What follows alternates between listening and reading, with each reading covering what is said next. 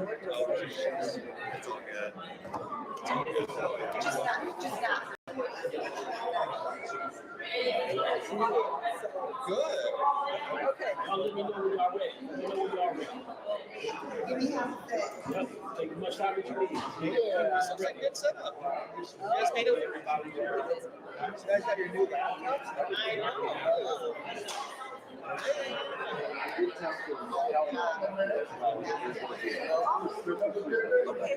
Nice job. Thank you.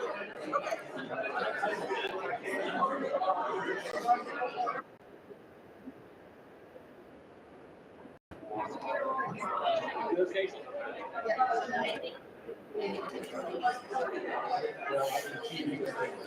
Good afternoon. Good afternoon.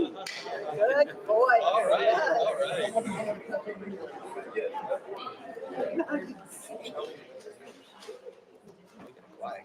Whoa, nice job. That was my fly.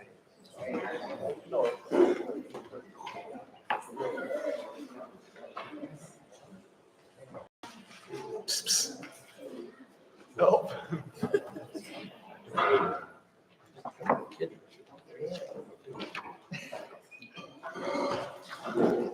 Let's go, y'all. Okay, I logged in. Good afternoon and welcome to our wonderful Career Center. I would like to call the regularly scheduled board meeting to action and ask that you join me in a moment of silence.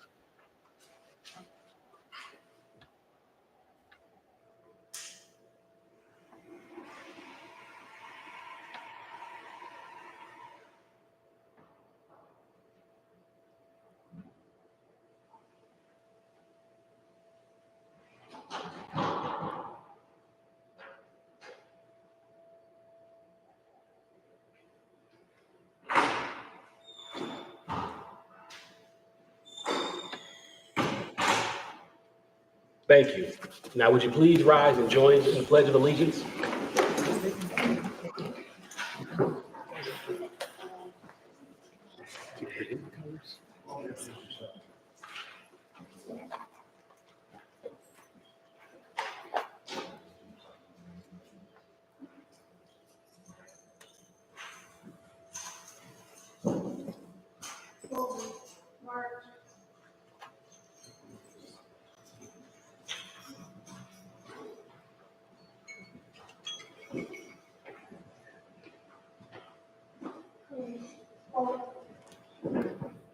Right, face, present, colors.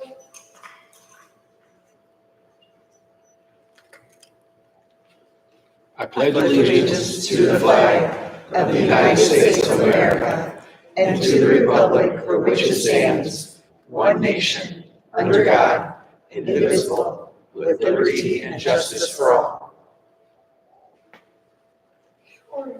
Colors. Right, face, forward, march.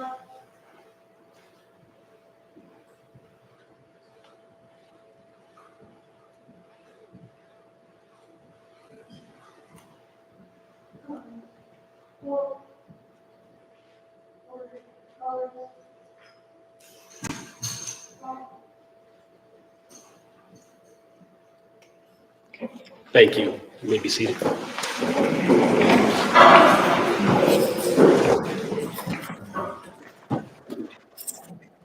And now we'll have Director Knight read our mission statement. Waterloo Schools community commits to a comprehensive system of education and support to ensure that each and every student will graduate prepared for college, career, and citizenship, as evidenced by continuing education, pursuing a career path, and contributing to a community. Thank you, Director Knight. The next item on our agenda is the public hearing for the East High AC Split System Project.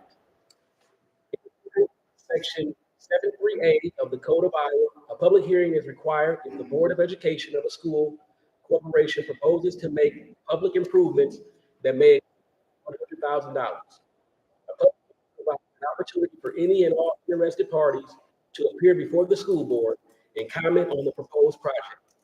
The district proposes to upgrade the East High School HVAC system with the addition of air conditioning in the form wind air conditioners and split systems. I declare this public hearing now open. Is there anybody who would like to address the board?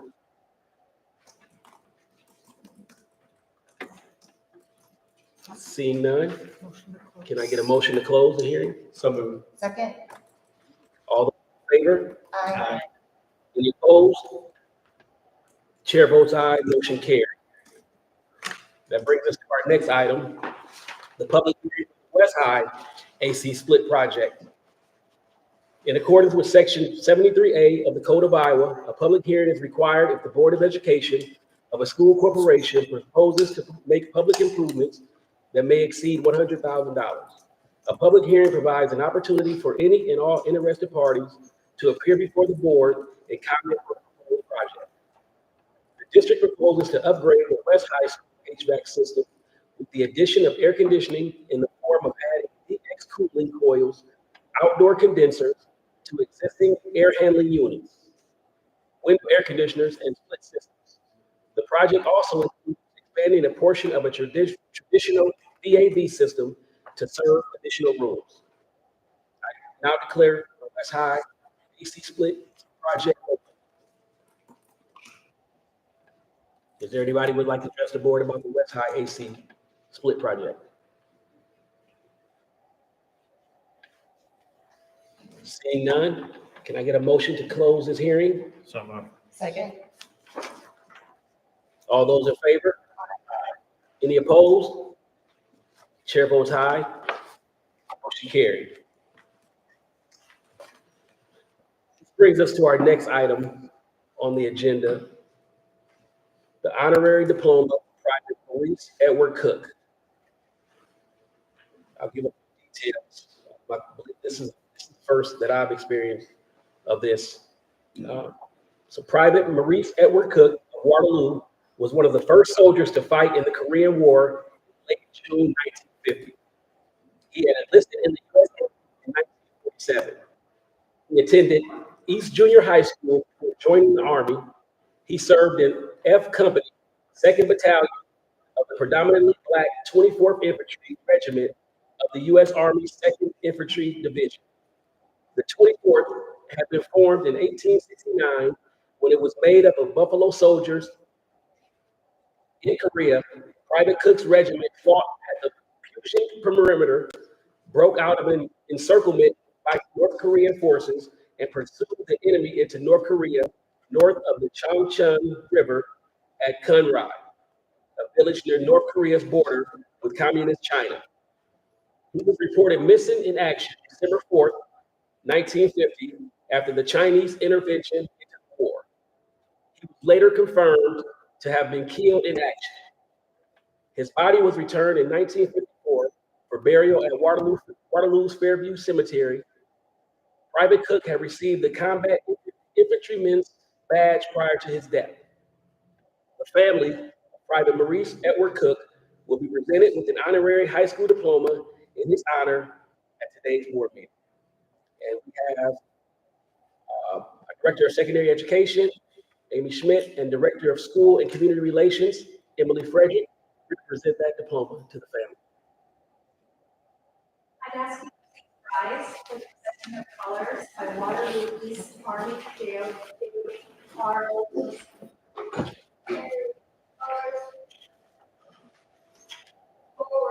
march.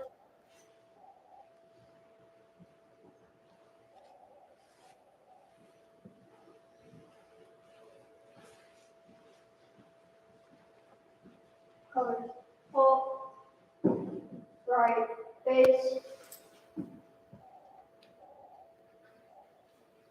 You may be seated. Dr. Jared Smith, family of Private Maurice Edward Cook, come forward as we present this to you. Present, colors.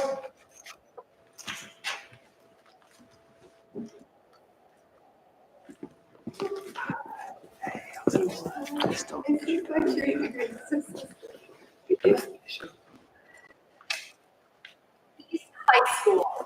This honorary diploma is hereby presented to the family of Private Maurice F.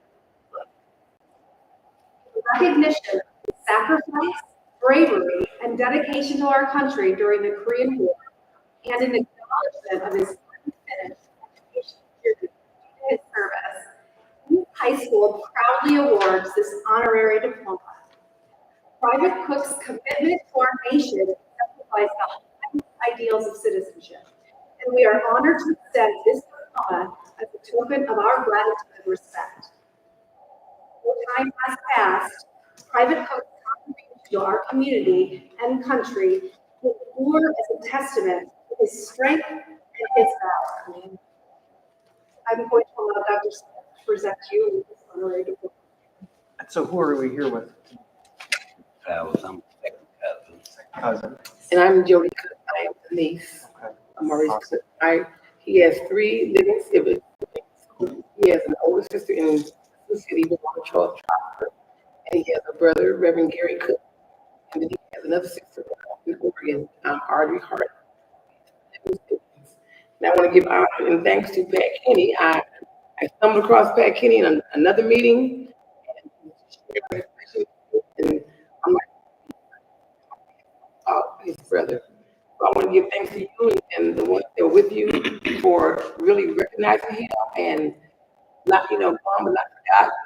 And so I again thank you for the recognition and remembrance. I just want to thank you and your family for all that he did for us.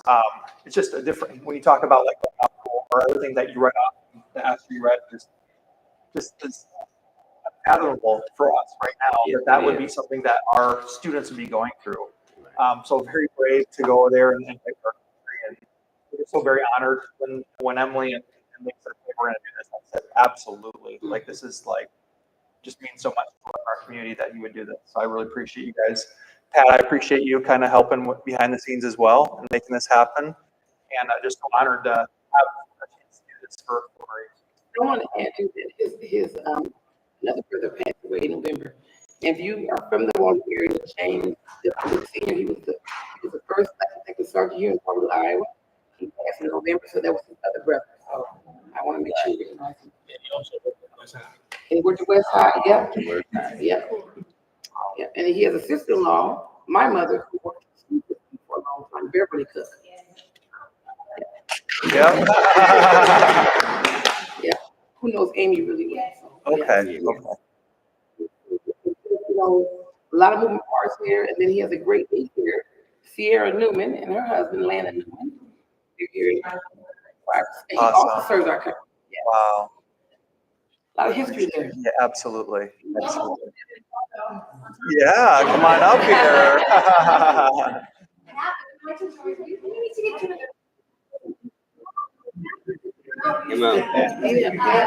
Really is who did some great research. Yes, and he made did. this happen, brought it I'll let you guys to us. Tim's about to walk in as well. Yeah.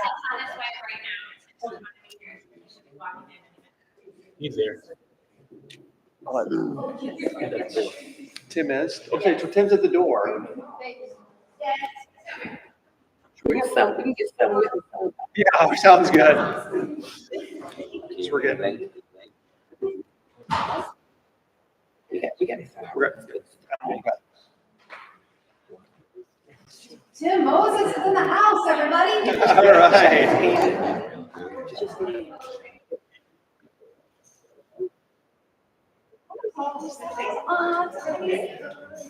Very nice. Hey, what's happening? Hello. Hi, how are you? Hello. Good. Yeah. Yes, that too. He sure did. Every inch of it. I feel like that.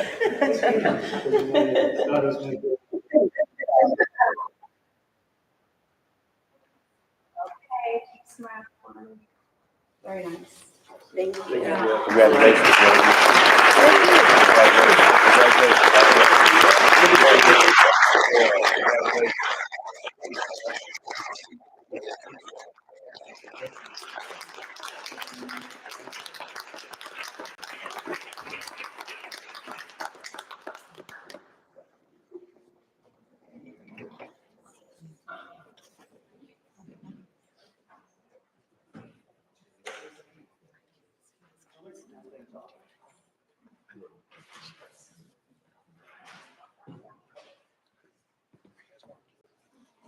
And that was for information only, so no board action.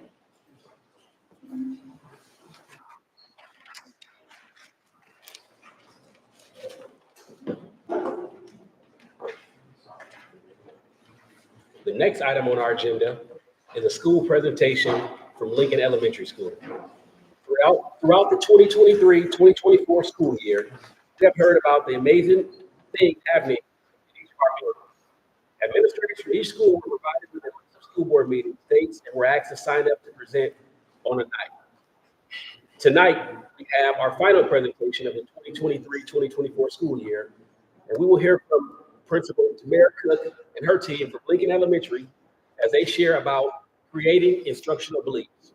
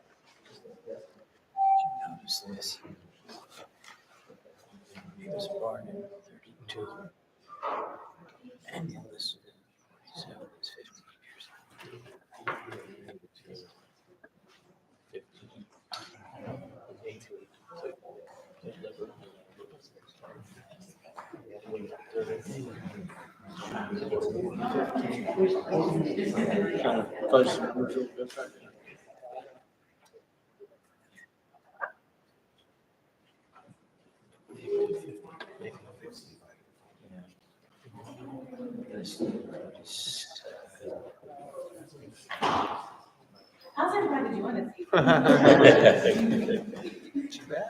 We're happy to see your face. Well, thank you. Well.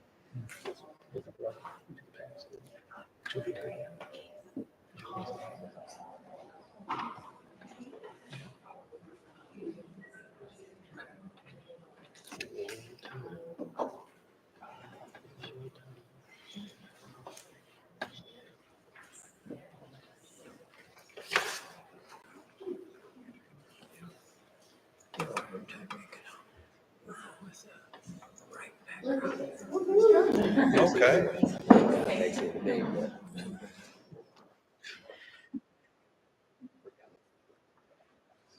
Okay,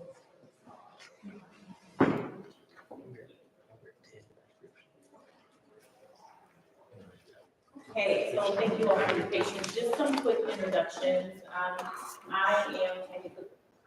I have with me my DOT team, which consists of my former literacy coach, who will be the instructional coach at Lincoln, Casey Schmidt, math coach, which will now be the instructional coach at Lawrence, Sarah Prime, Rebecca Rudy, who is our counselor, and David Wilson, who is Lincoln's team. So our presentation this evening is all around creating instructional beliefs. Our why at Lincoln, as a building, we wanted to effectively use evidence-based instruction practices to accelerate student learning, growth, and to promote future readiness. This came out of our one of our achievement goals in our SIP plan. We determined that our instructional beliefs would be one of the goals under that category. For the past few years, we've noticed that the instructional practices weren't necessarily up to par with what we wanted to promote, and so we started off on this journey to improve our instructional practices. How do we do it? Our how. There we go. So throughout this process, I presented 18 different instructional beliefs to my DOT through a 12-week plan. We were able to go through a process where we narrowed it down to our top 5, and on the screen it kind of shows the process. We went through the rationale for identifying what we thought were our top 5. We ended up with 6 ultimately, but we spent our DOT meeting just kind of going them down and circling going through the process that we had, and for the top 5 that we had. And so again, we ended up narrowing it down and on to the 6.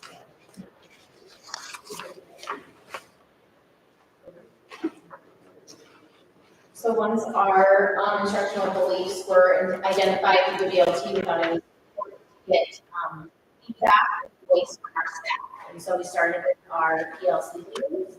We utilized a compass point protocol. So really what that consisted of was just using one compass. So the north end standard for what you need to know. All of this structurally, what was your stance? What do you expect about and what do you care about? And so these pictures here are evidence of our PLC leaders going through that process. And just to back up a little bit, to relate this back to the how or the why, a big chunk of our goal initially was more collaboration, teams working together, people working together around instructional planning. And one of the things we noticed that it could be challenging to plan together if we weren't functioning around what goals are in the system. So there was a lot of real benefit of having these team leads, especially kind of as instructional change agents, not something done to them. We wanted them to feel like they were kind of able to tell us what they saw, give us feedback to the things that we had processed together, give us new wording, give us things they thought maybe were aligned to what they see as the class for the students. Obviously, we're one step in coaches and administrative supports. And so it was a really exciting day to have those team leaders and give us their feedback. And we were very generous, I will say, with that process. We were able then to take it back as a DLT, organize those concerns. But I will say there really weren't concerns. It was a lot of just clarifying. I think some of it was we kind of sparked some excitement around some of the beliefs that they were also, I think, had deep in them hoped and wanted, but yet also like, how do we do this? How do we bring these beliefs to life? We recognize that we're not seeing them as well. So that was one thing that I think was a shared understanding. It wasn't like we came to them and said we're not seeing things and then they were shocked and all like, what?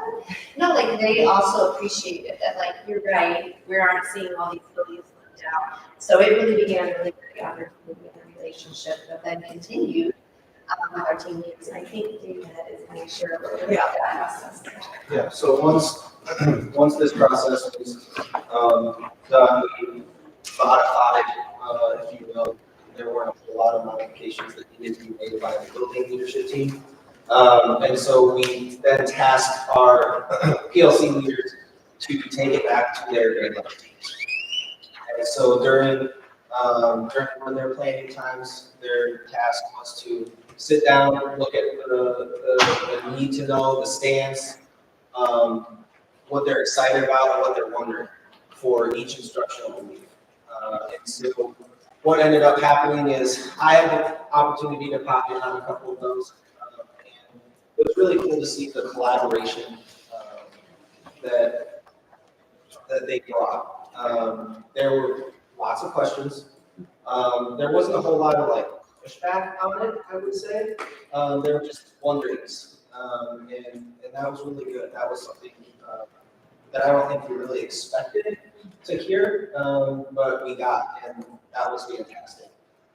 So once that process was done, BLT looked at it again, and we were able to pretty much solidify what we wanted it to be. Now, it's not completely set in stone, but it's a really good starting point moving into next year of what our instructional beliefs are going to be as a building and how we're going to work for our students. So moving on, the 6 instructional beliefs are practices, growth mindset, relational safety, student-centered learning, assessment for learning, and collaboration. Those are the six we set on. Those were the 6 big ones that we felt were most important for our building. You will find, I don't know if you guys have color copies of those. Yeah.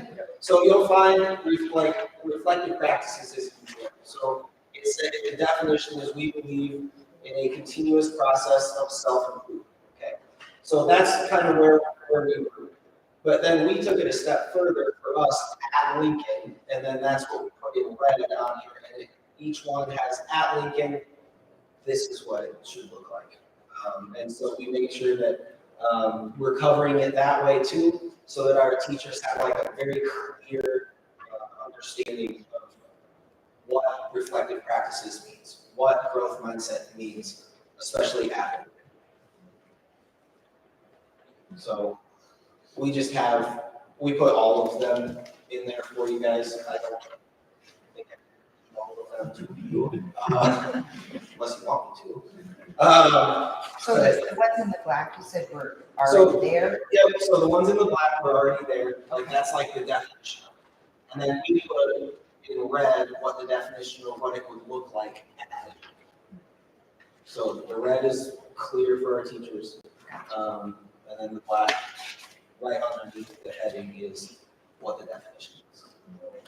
So we, in this case, is all staff members. Yep, everyone. So it includes instructional strategists, it includes paraeducators, it includes secretaries, everybody.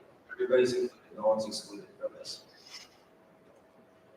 And it is a living document. This is the first iteration, and we appreciate that as we engage in this first look at these practices, we would anticipate and hope over time that listed red would become potentially more rigorous, more engaging with work, but we have to have a way to hold each other accountable to things that we visibly demonstrate our commitment to these beliefs as step one. So that as I'm in my hall, as I go in the classroom, as I go to lunch, as I go to specials, that now we all have hookers basically to hold each other accountable and to give us a tether, right? To go, okay, this is what it looks like when we do this.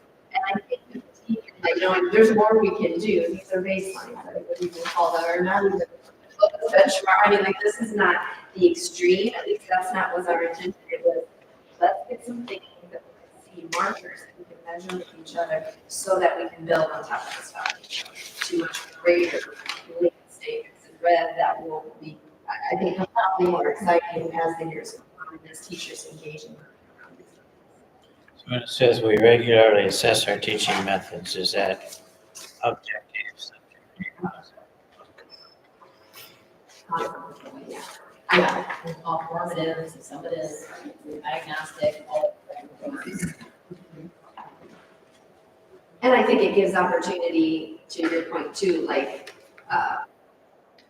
things that would be unique to the administrative relationship to that would be coaches and teachers, that would be unique for coaches, or teachers to teachers within the team.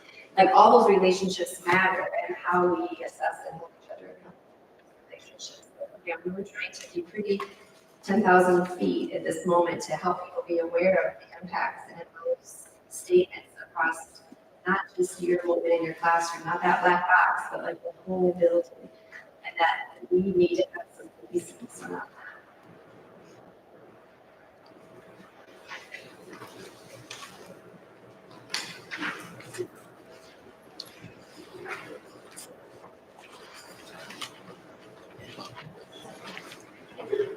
So one of the things we really wanted to do was to think about like how we keep these instructional things living and breathing within our school.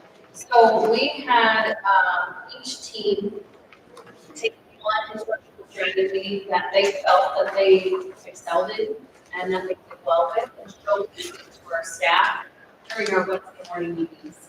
And so each team had an opportunity to present different ways. Some of them took it to their students and they shared how it works, how to do this with their students.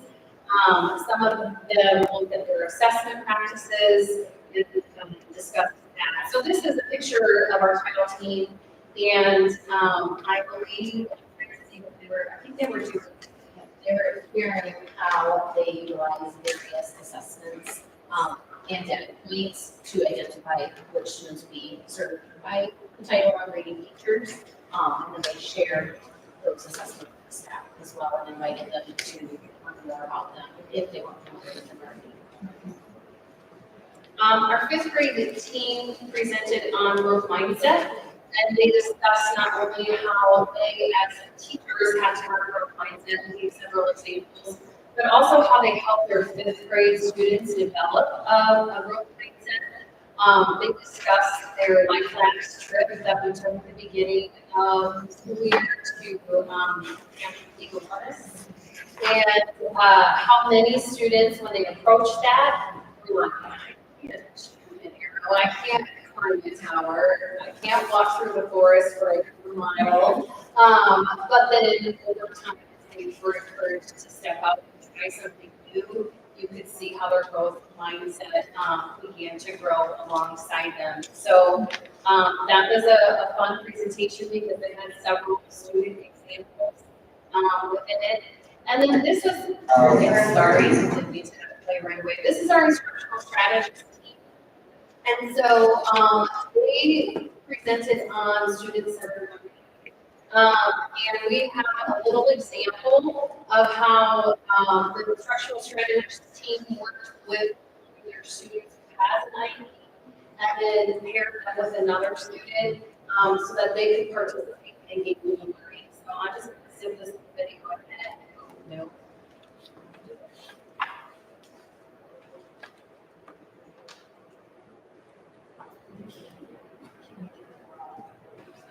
It does.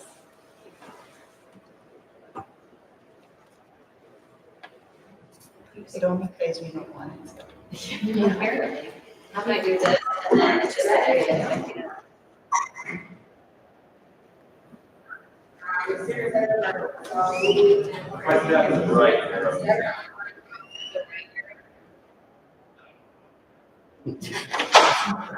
Will it let you restart?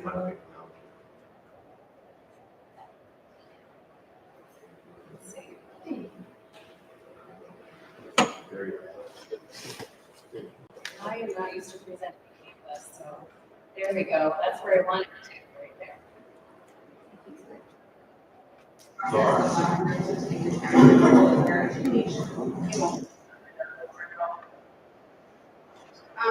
So I was talking about having the students be able to make this writing, if we should research topics, improve collectively on interest.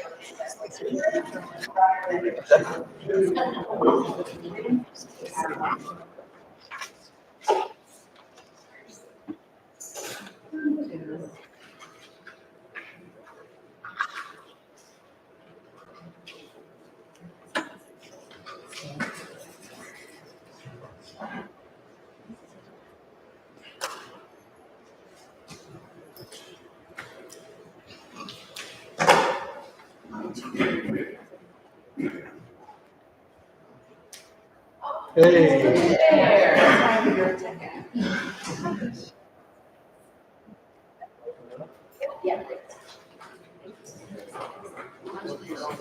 This is in a kindergarten classroom, and they're working on.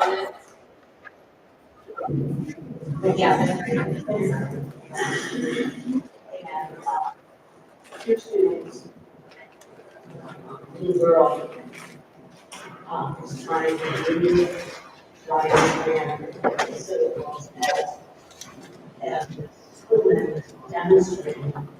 So she's getting him actively involved, even though we're not sure whether he understands that.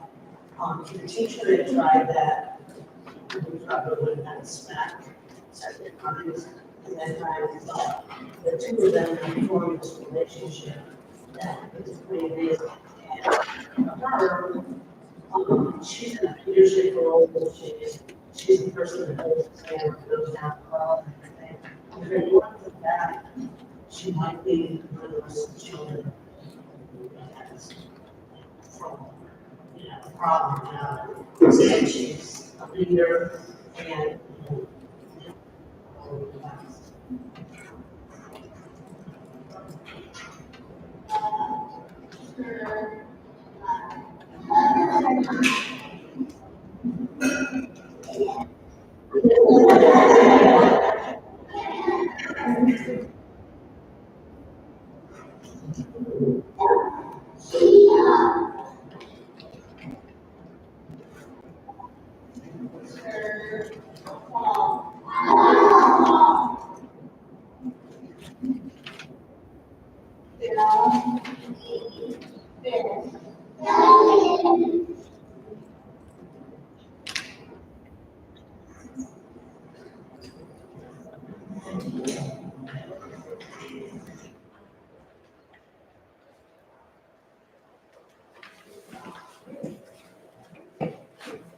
So that concludes our presentation.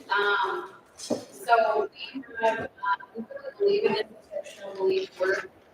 We have plans to continue working with it next year, tying all of our professional development to it, and we're going to see some great things.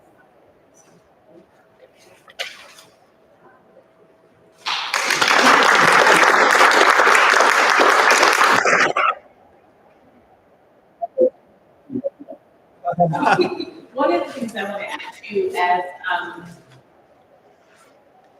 I passed out for Brian for the upcoming school year, one of the things we talked about was how to hold teachers accountable to this work, other than the showcasing. And so one of the things that I know that was very instrumental for me as a leader with our principal PLC meetings, having a distribution case. And so one of the things that I know that no put in place at Cunningham was the pride factors.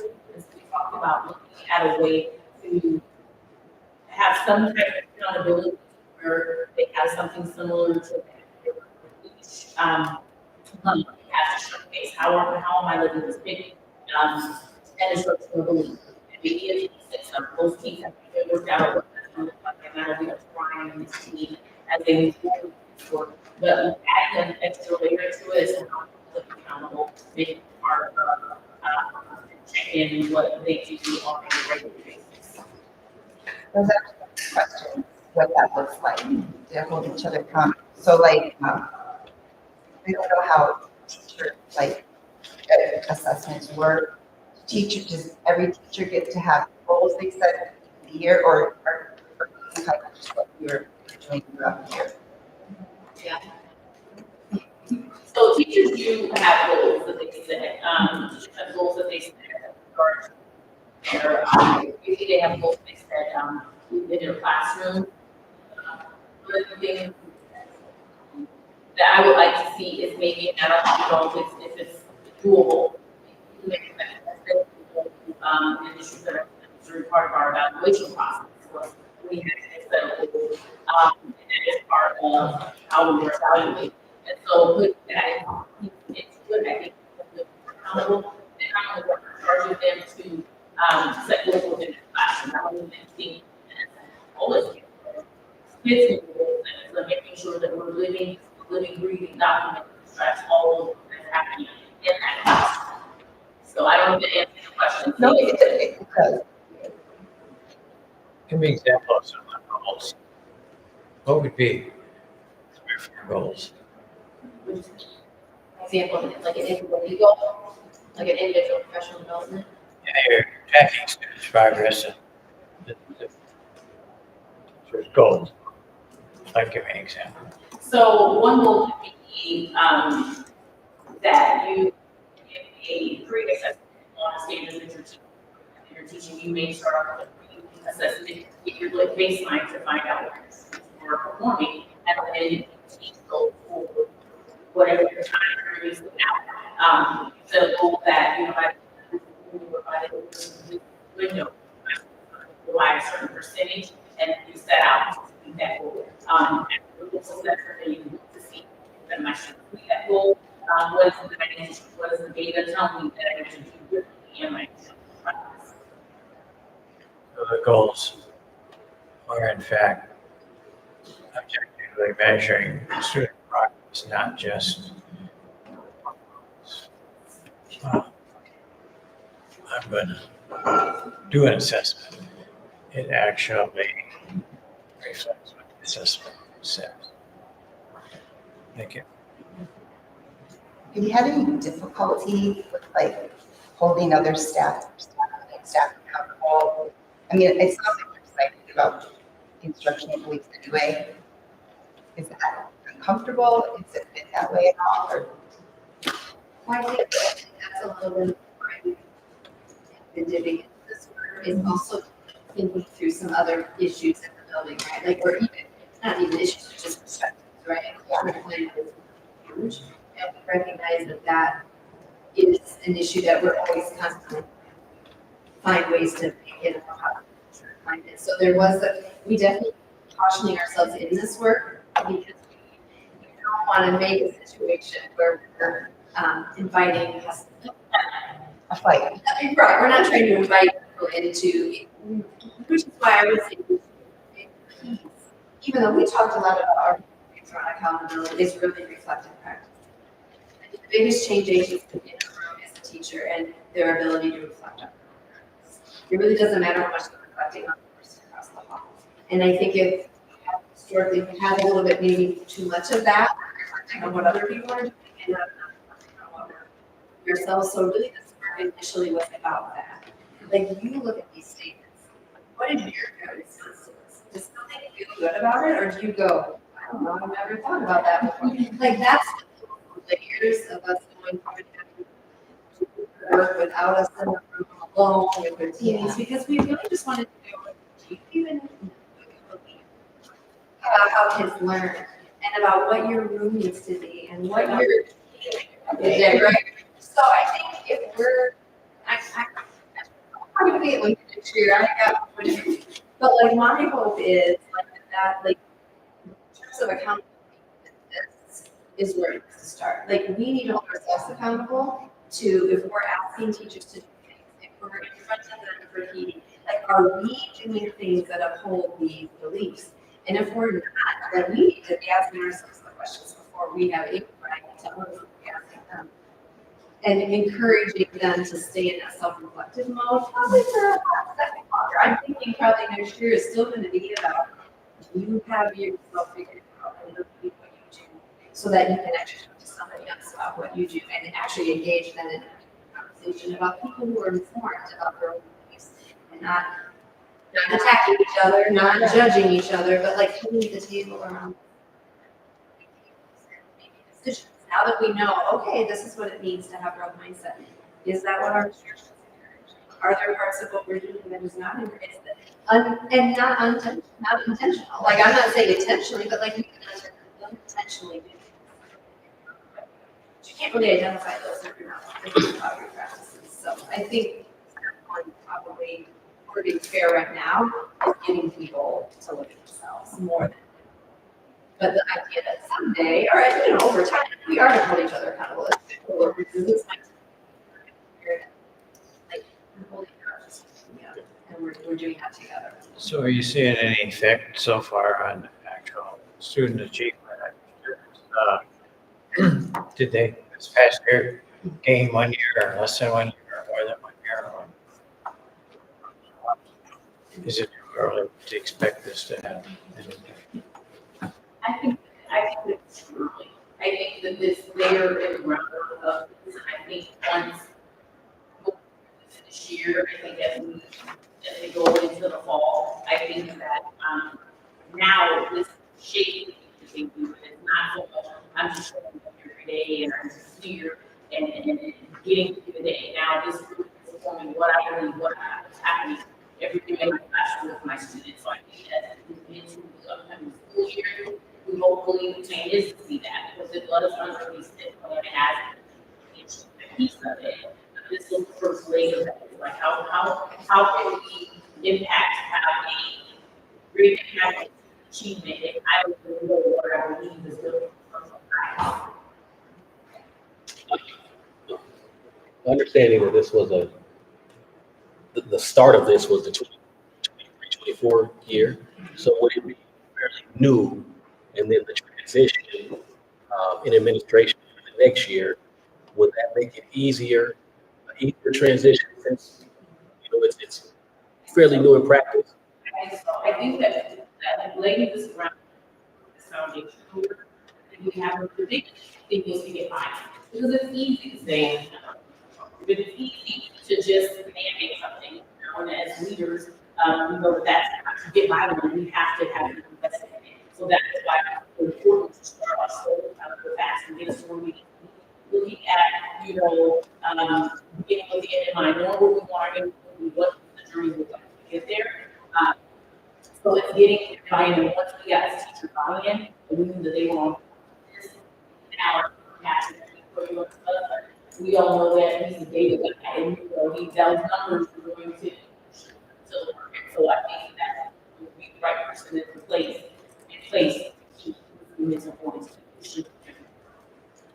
I'm glad you called him out before I did. Directly in my directly in front of me, and I barely see next band with that Ryan, but it sounds like some good work you guys are doing, and look forward to seeing what the future of 2024-25 school year.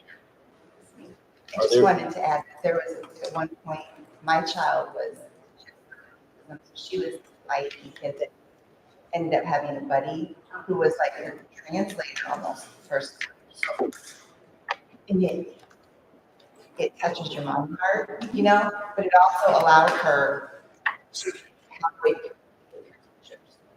Having, and the child that helped her, it's a good, like they're growing, they're doing something that they didn't think they could do. So I really appreciate it. You said that to Pam and she said that to us. Okay. Thank you. Are there any more questions or comments for Team Lincoln? Good job. All right, thank you.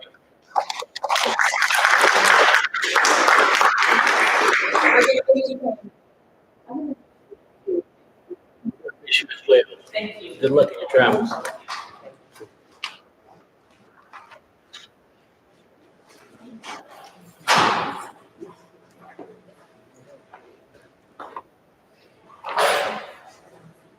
Lights on first. Keep rolling. Lights on first. Yeah, well, should do another presentation. Oh, wait. Keep going. The next item on our agenda is for information only as well. Celebration, the new artwork. The artwork located on the north wall of the boardroom was created and donated by Pointer Elementary students and staff roughly 15 years ago. This past year, Rachel Nosvich, Pointer Elementary art specialist, was tasked with the opportunity of creating artwork to enhance the walls of the boardroom. Ms. Nosvich present to share information about the project, which showcases the creativity and collaboration of students and staff from each building across the district. The artwork will be hung in the boardroom prior to our return in August.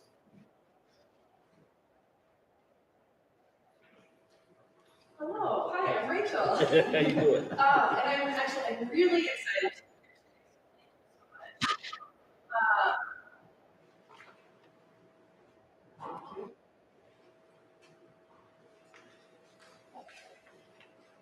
And I can literally tap dance in front of third graders, but adults are different story. So.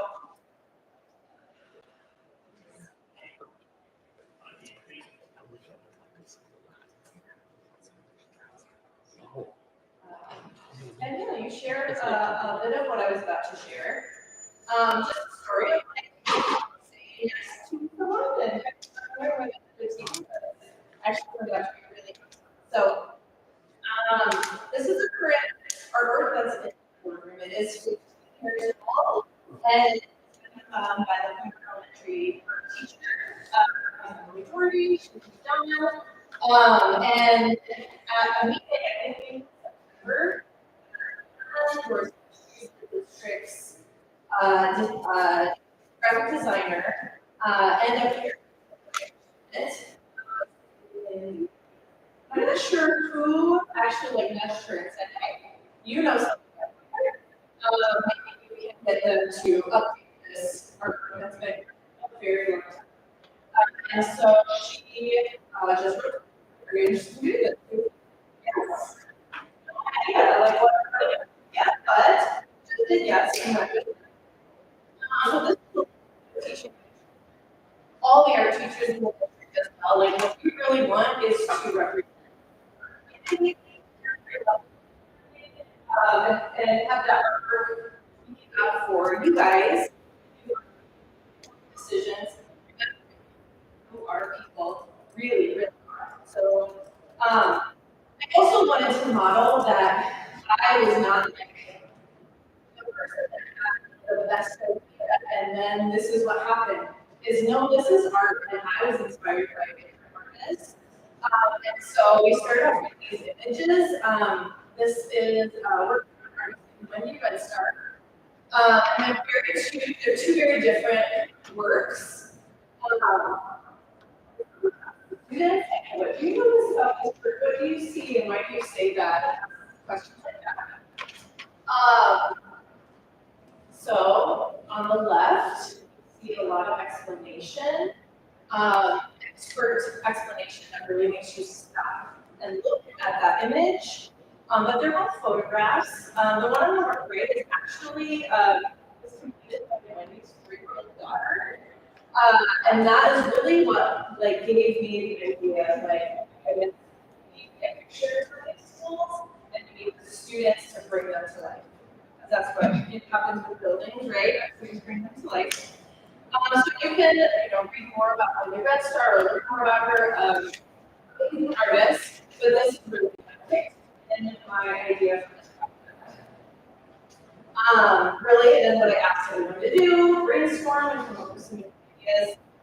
And we have some better than I could have imagined, because it really was student work, student at every level, student at every location, completing a work that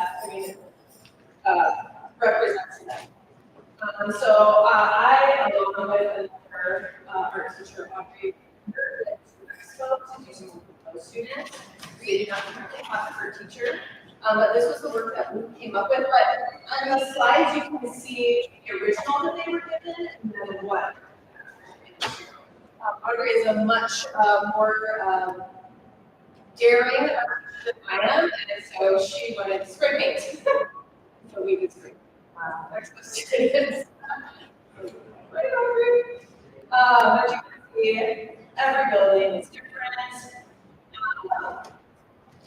Representing all of the different buildings, all of the different students.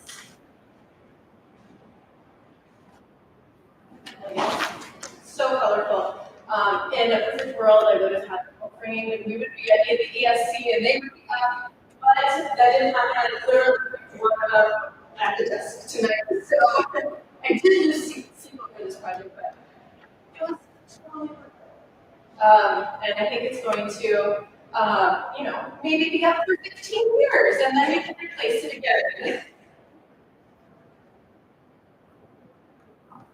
Any wonderings or questions? There are some out over here, and there's some that were just really wrapped up. They are all available to see. No need. Thank you. So beautiful. And truly imagine all of the art teachers standing here tonight. I mean, they are, I hope, like, in the bar or on a punching room or something right now, doing their stuff.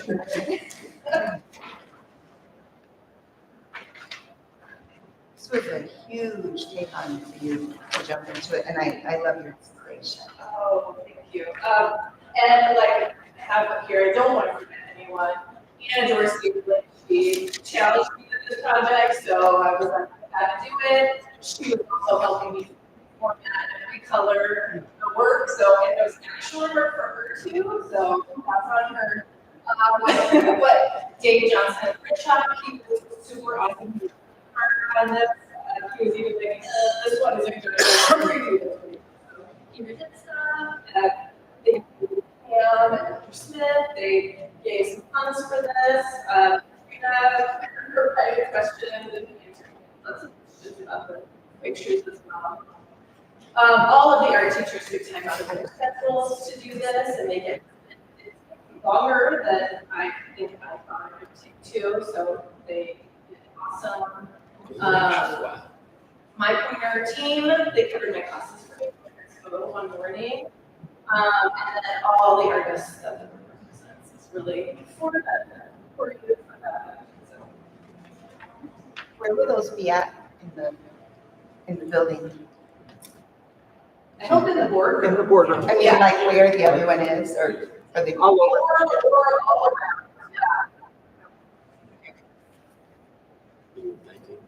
Yeah. So what, I think the board here check these out. See how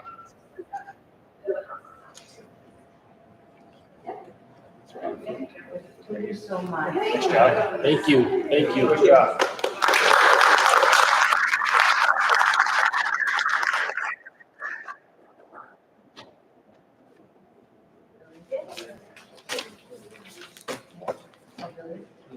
The lights. In the dark, it's cooler. Still with no lights? Yeah. All right, let's roll. So moving along with the agenda, that was awesome. So our next item is for information only as well. It's another board celebration, the Waterloo Career Center, new programs and hires. Waterloo Schools and Waterloo Career Center are extremely excited to announce the addition of 5 new programs this fall. The new programs include hospitality, which is the returning program, advanced manufacturing, agri-science, beauty and wellness, cosmetology and barber, criminal justice, police science, and Power Tech Academy, auto, diesel, collision repair. The new programs offer a blend of both concurrent and non-concurrent coursework. In addition to the new programs, we are thrilled to announce the most recent hires at the WCC pending board approval. I believe we have a few of those people in attendance today. Beauty and wellness, cosmetology and barber, Cedric Whitlock. Power Tech Academy, auto, diesel, collision repair, Dan Bravener. Criminology, police science, Don Waltenberger. At WCC, Dean of Students, Whitney Fisher. I believe we have Amy Meehy here, who is the Director of K-12 Career Development and the WCC Administrator. Emily Frederick, if you want to come and say a few words. We have. Thank you. I think they're disappointed there's no mic. Yeah, I'm real excited about the mic. Right down here. Oh. You guys can hear, right? Or up front.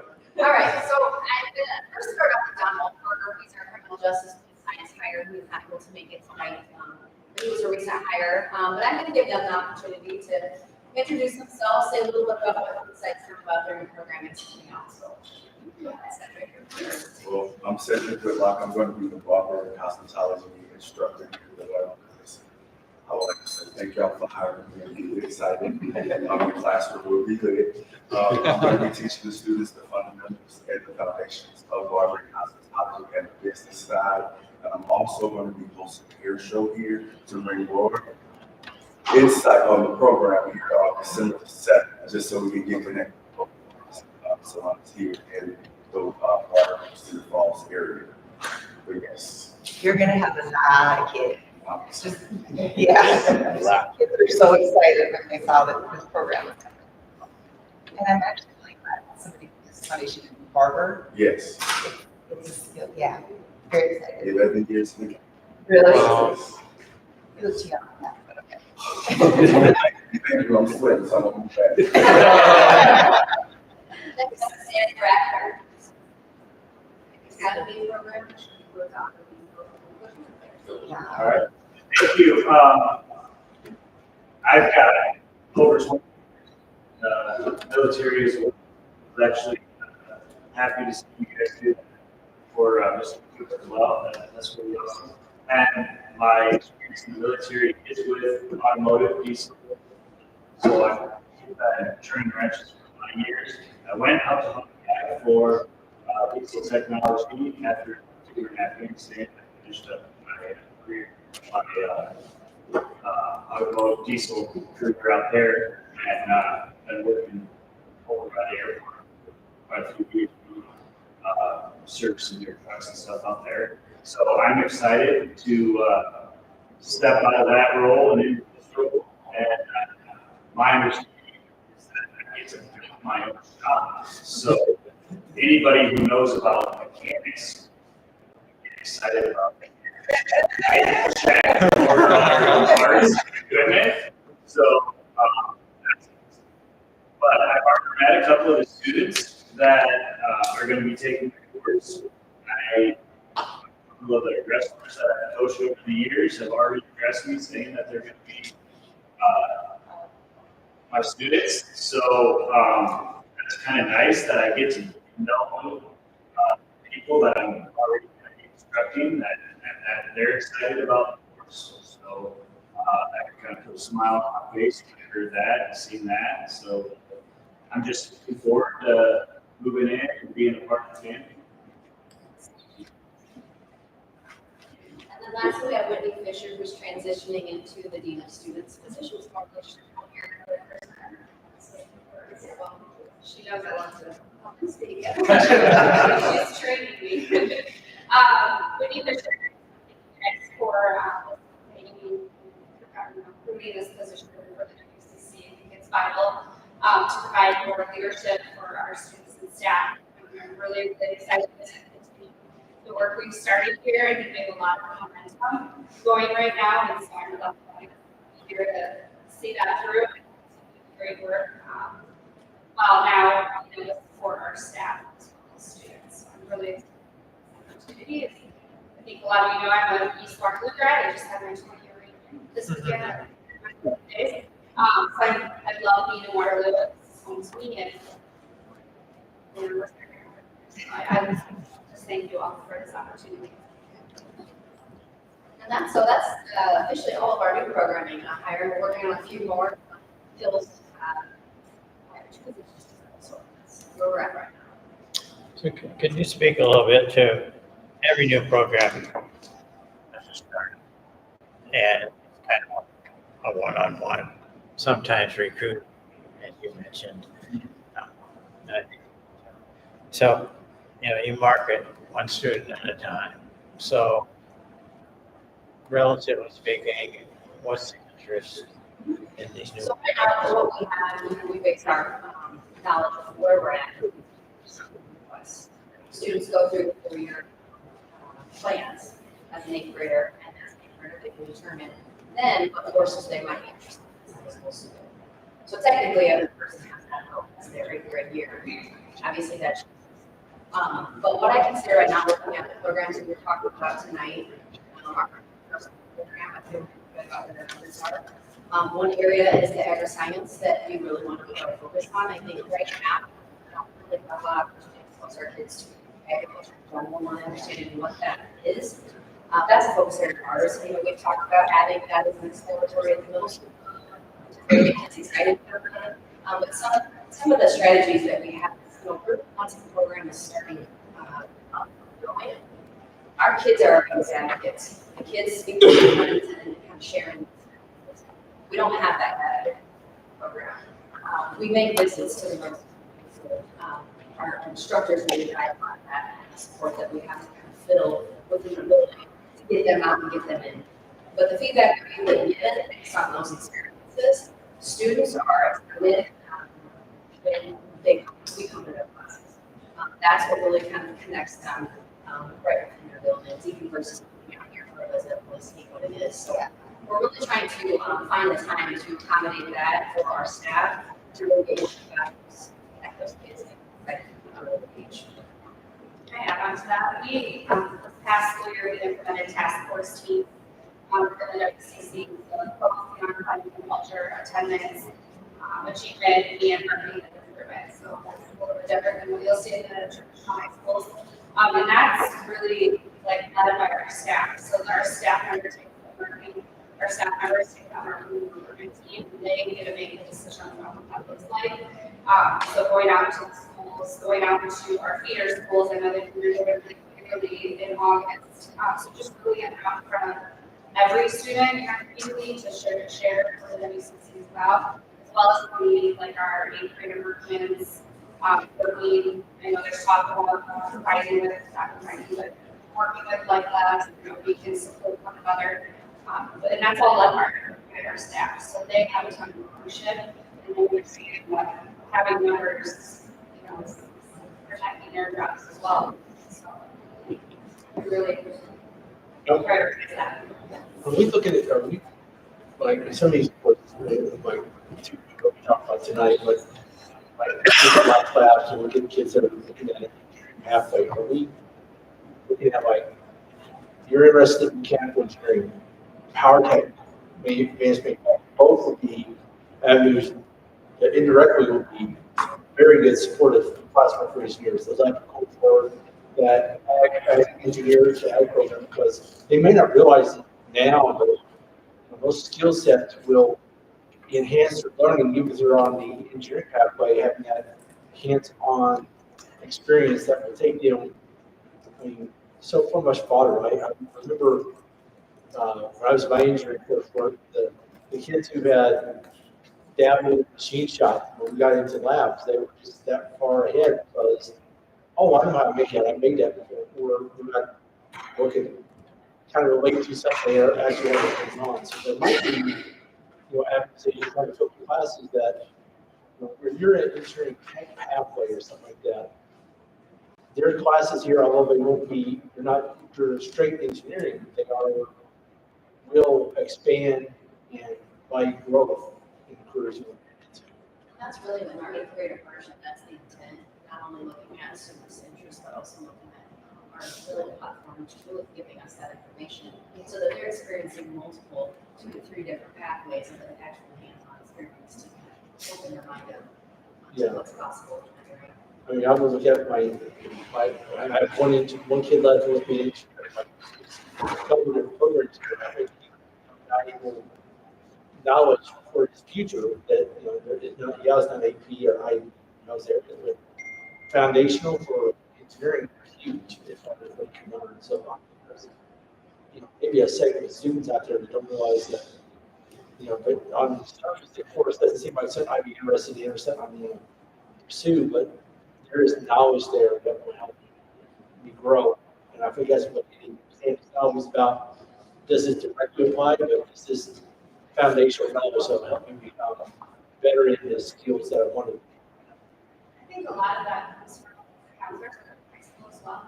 I think just as we've gotten bigger and they've learned more about the WCC, they have really great conversations with their kids, like what you were talking about, as well as our staff when they're taking our classes. Our staff do a really great job of getting their kids and what it is that they want to do. So if they are in our class, You know, they want to go into something else first. Let's go spend a day down there. Let's go try this class out. You know, here's the instructor. You know, I think it probably just reinforce that because sometimes I think they don't realize that some corporate doesn't apply. And I can relate back to my own personal experience. My kids were not here, but I was looked at as being, well, he's on college pathway, whatever. You stay here, take the AP classes, the advanced science, whatever, the trade school is where kids are just going out and doing trade. The reality is, I would have done myself a huge favor by taking one machine shop.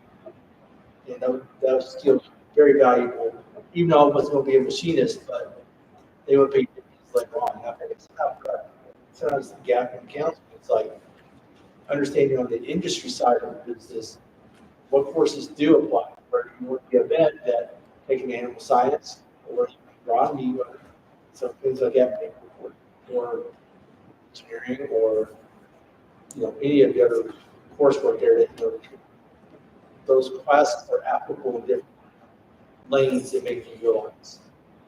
I think we recognize their work at the degree level. Yeah. So what we find is because by the time they comes out, or even if they came out to a specific pathway, they're not realizing all the possibilities out there Right. until they're deep into those classes on the direction they're going to do.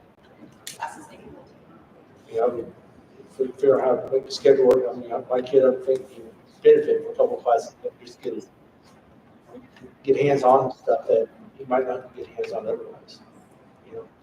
Even like a small engine rebuild program, just learning how the mechanics system works. Exactly. I understand understand that area as well. I think my favorite, the University of Big Frankfurt, there's a scene where it talks about the smartest guys you got, right? And you drive along and your car breaks down. And they ask, like, anybody know anything about turbo combustion engines? Yes. Anybody know how to repair them? No.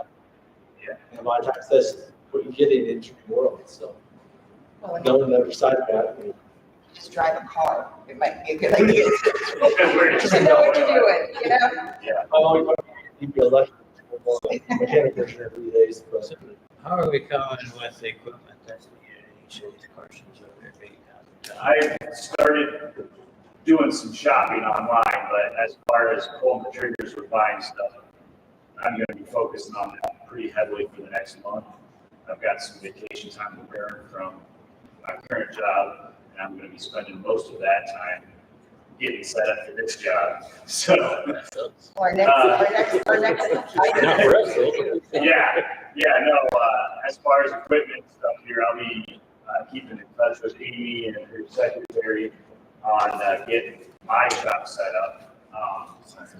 And it's my understanding that's kind of the role for all of us here as it goes. So, yeah. I would say the concurrent classes we've got is from our partnership with Hawkeye.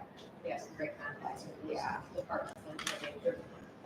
So is the curriculum set or are you developing it? Yeah, I was gonna say, I think most of it's passed out from Hawkeye. Okay. If it's concurrent, they provide the curriculum to learn outcomes. If it's not, concurrent course, et cetera, we're working with the college and some other organizations on really what identifying what that looks like based on these expertise as well. I'm just concerned about the lead time on some of these. I am working with all staff and HR on providing some paid time for staff to prepare. It's unlike any traditional classroom that you're creating that really new. Well, I know we're all excited about this slate of new programs. They've been talked about quite a while with ag science and the cosmetology piece. So we're excited to have you all join the team. Looking forward to it. Does anybody have any other questions? Just wanted to say super excited to have you guys on board. Just last week we talked about, this is coming out soon here, but WCCX ribbon cutting ceremony in the fall. So keep your ears and eyes open for that because we're super excited about that and really unveiling these new programs to the community. Congratulations. Congratulations. Well, welcome, welcome.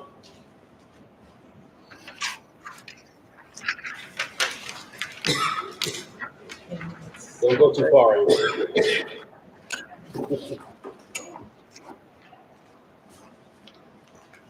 The next item on our agenda is a donation from Hawkeye Community College to the Waterloo Career Center.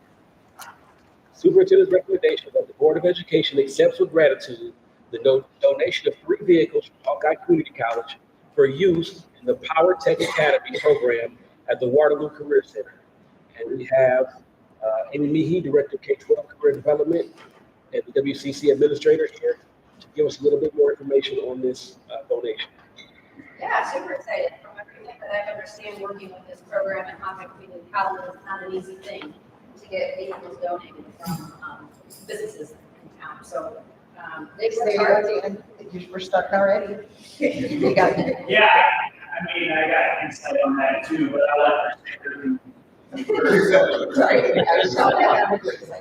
No, I think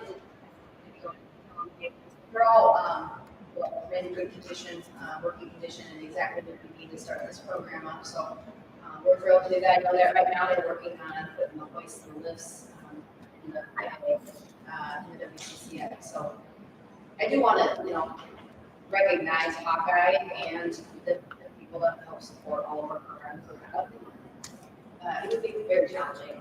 They have the experience, the expertise, the resources to really help us get going and start off the right place. So I do want to recognize that partnership and how much we do appreciate that. It's a strong. Any other questions beyond that, or anything you want to share, Dan? Did you get a chance to see? Did you get a chance to see these vehicles? I have not personally looked at it. I did hear that we were getting vehicles. I'm glad to hear that you're working order. But I haven't personally made my hands on them yet. But as far as the vehicles we work on, I know of other programs that have worked like this where they just buy off of trade sites or marketplace sites and bring them into the shop. Or if they're like doing small engine repairs, if someone has a lawnmower or snowblower that needs tuned up, that they just bring it into the shop and work on as a training aid, and then go back out as like a donated single piece of equipment. And I've got connections where I go through that stuff too. So I would be working them pieces as well, but it's very nice of them to get us at least something to start and work with that. So I noticed there are 3 different manufacturers. Is there, on the diagnostic side, aren't they typically aligned with a given manufacturer? There's a lot of it that, like Jesse was saying, is electronic now, and you just plug a computer into it, and most of it, the codes and information that you get from the computer is pretty universal. Okay. So it doesn't matter if it's Ford, Chevy, Chrysler, or most any foreign and domestic vehicles. If it's sold in the United States, it's pretty universal plug and play with diagnostic equipment. Okay. And then you go from there on both the electric and mechanical side of it. So that should be pretty easy to take. Thank you. All forward for you to do the other stuff on Hawkeye. Just one more thing to add again here. We had a really good conversation with Hawkeye leadership last week. We brought Hawkeye cabinet in to meet with our cabinet and just talked about our partnership. It's good now. How can we get stronger moving forward? Working on communication, working on timelines, working on just kind of bringing up any like things that have how can we get better at this for the last couple of years. So it felt really good. Pam did a great job of kind of summarizing those key steps. We got some next steps coming up, and we're going to make it an annual tradition of coming together as leadership teams to make sure we're all on the same page. Yes. Thank you. Thank you, Kim. So all those in favor of approving the superintendent's recommendation, state aye. Any opposed? We never did a motion. Oh, can I get a motion to put this on the So table? moved. Second. All those in favor of approving the superintendent's recommendation, state aye. Aye. Any opposed? Chair votes aye, motion carried. Thank you, Amy, for all your work. And off they go. Thank you, guys. The next item on our agenda is information from individuals and delegations. Is there anybody here that would like to speak to the board this evening before I read this very, very, very long spiel?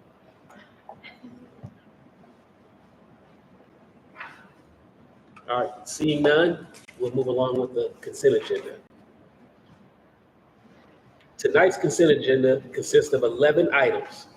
The approval of minutes of the May 13th, 2024 regular board meeting and May 22nd, 2024 special board meeting. Personnel appointments and adjustments. Item 3, bills due and payable and bills paid between board meetings. Item 4, the 28E agreement between Cedar Valley Catholic Schools and Waterloo Community School District. Item 5, IJAG memorandums of understanding. Item 6, Sparkville memorandum of understanding. Item 7, school resource officers agreement, City of Waterloo. Item 8, Iowa Association of School Boards 2024-25 membership dues. Item 9, Iowa School Finance Information Services 2024-2025 subscription fee. Item 10, withdrawal of intent to engage in the services of construction manager at risk, CMMAR. And item 11, revised board meeting dates. Are there any items that board members would like removed? School resource officer.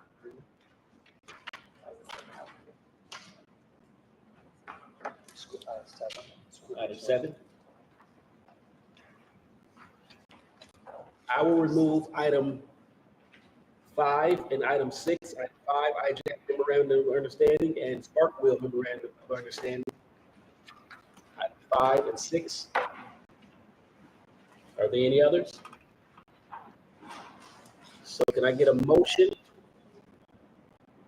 to accept items 1, 2, 3, 4, 8, 9, 10, and 11?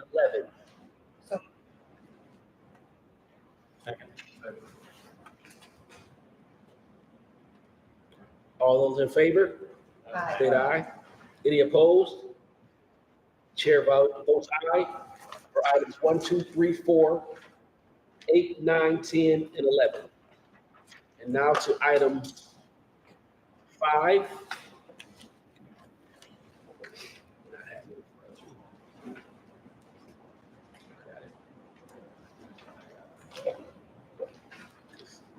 Page 49. 49.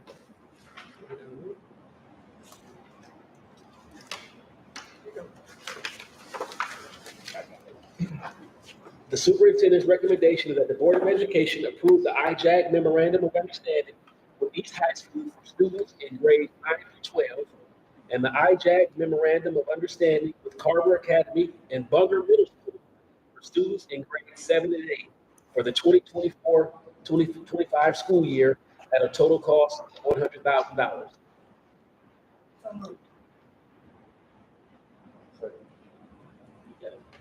Stacey and Jonathan.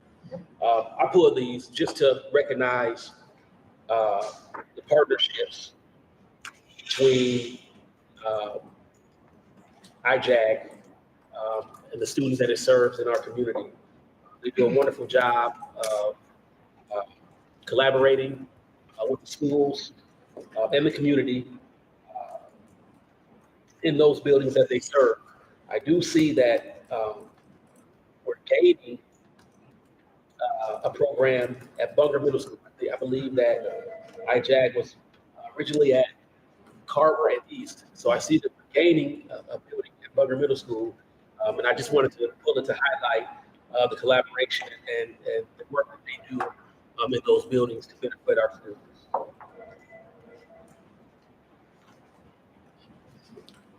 So all those in favor of approving the superintendent's recommendation, state aye. Aye. Any opposed? Chair votes aye. Motion carried.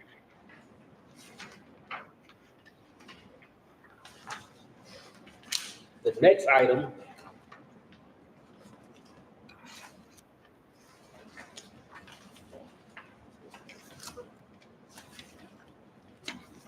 is a Sparkville Memorandum of Understanding.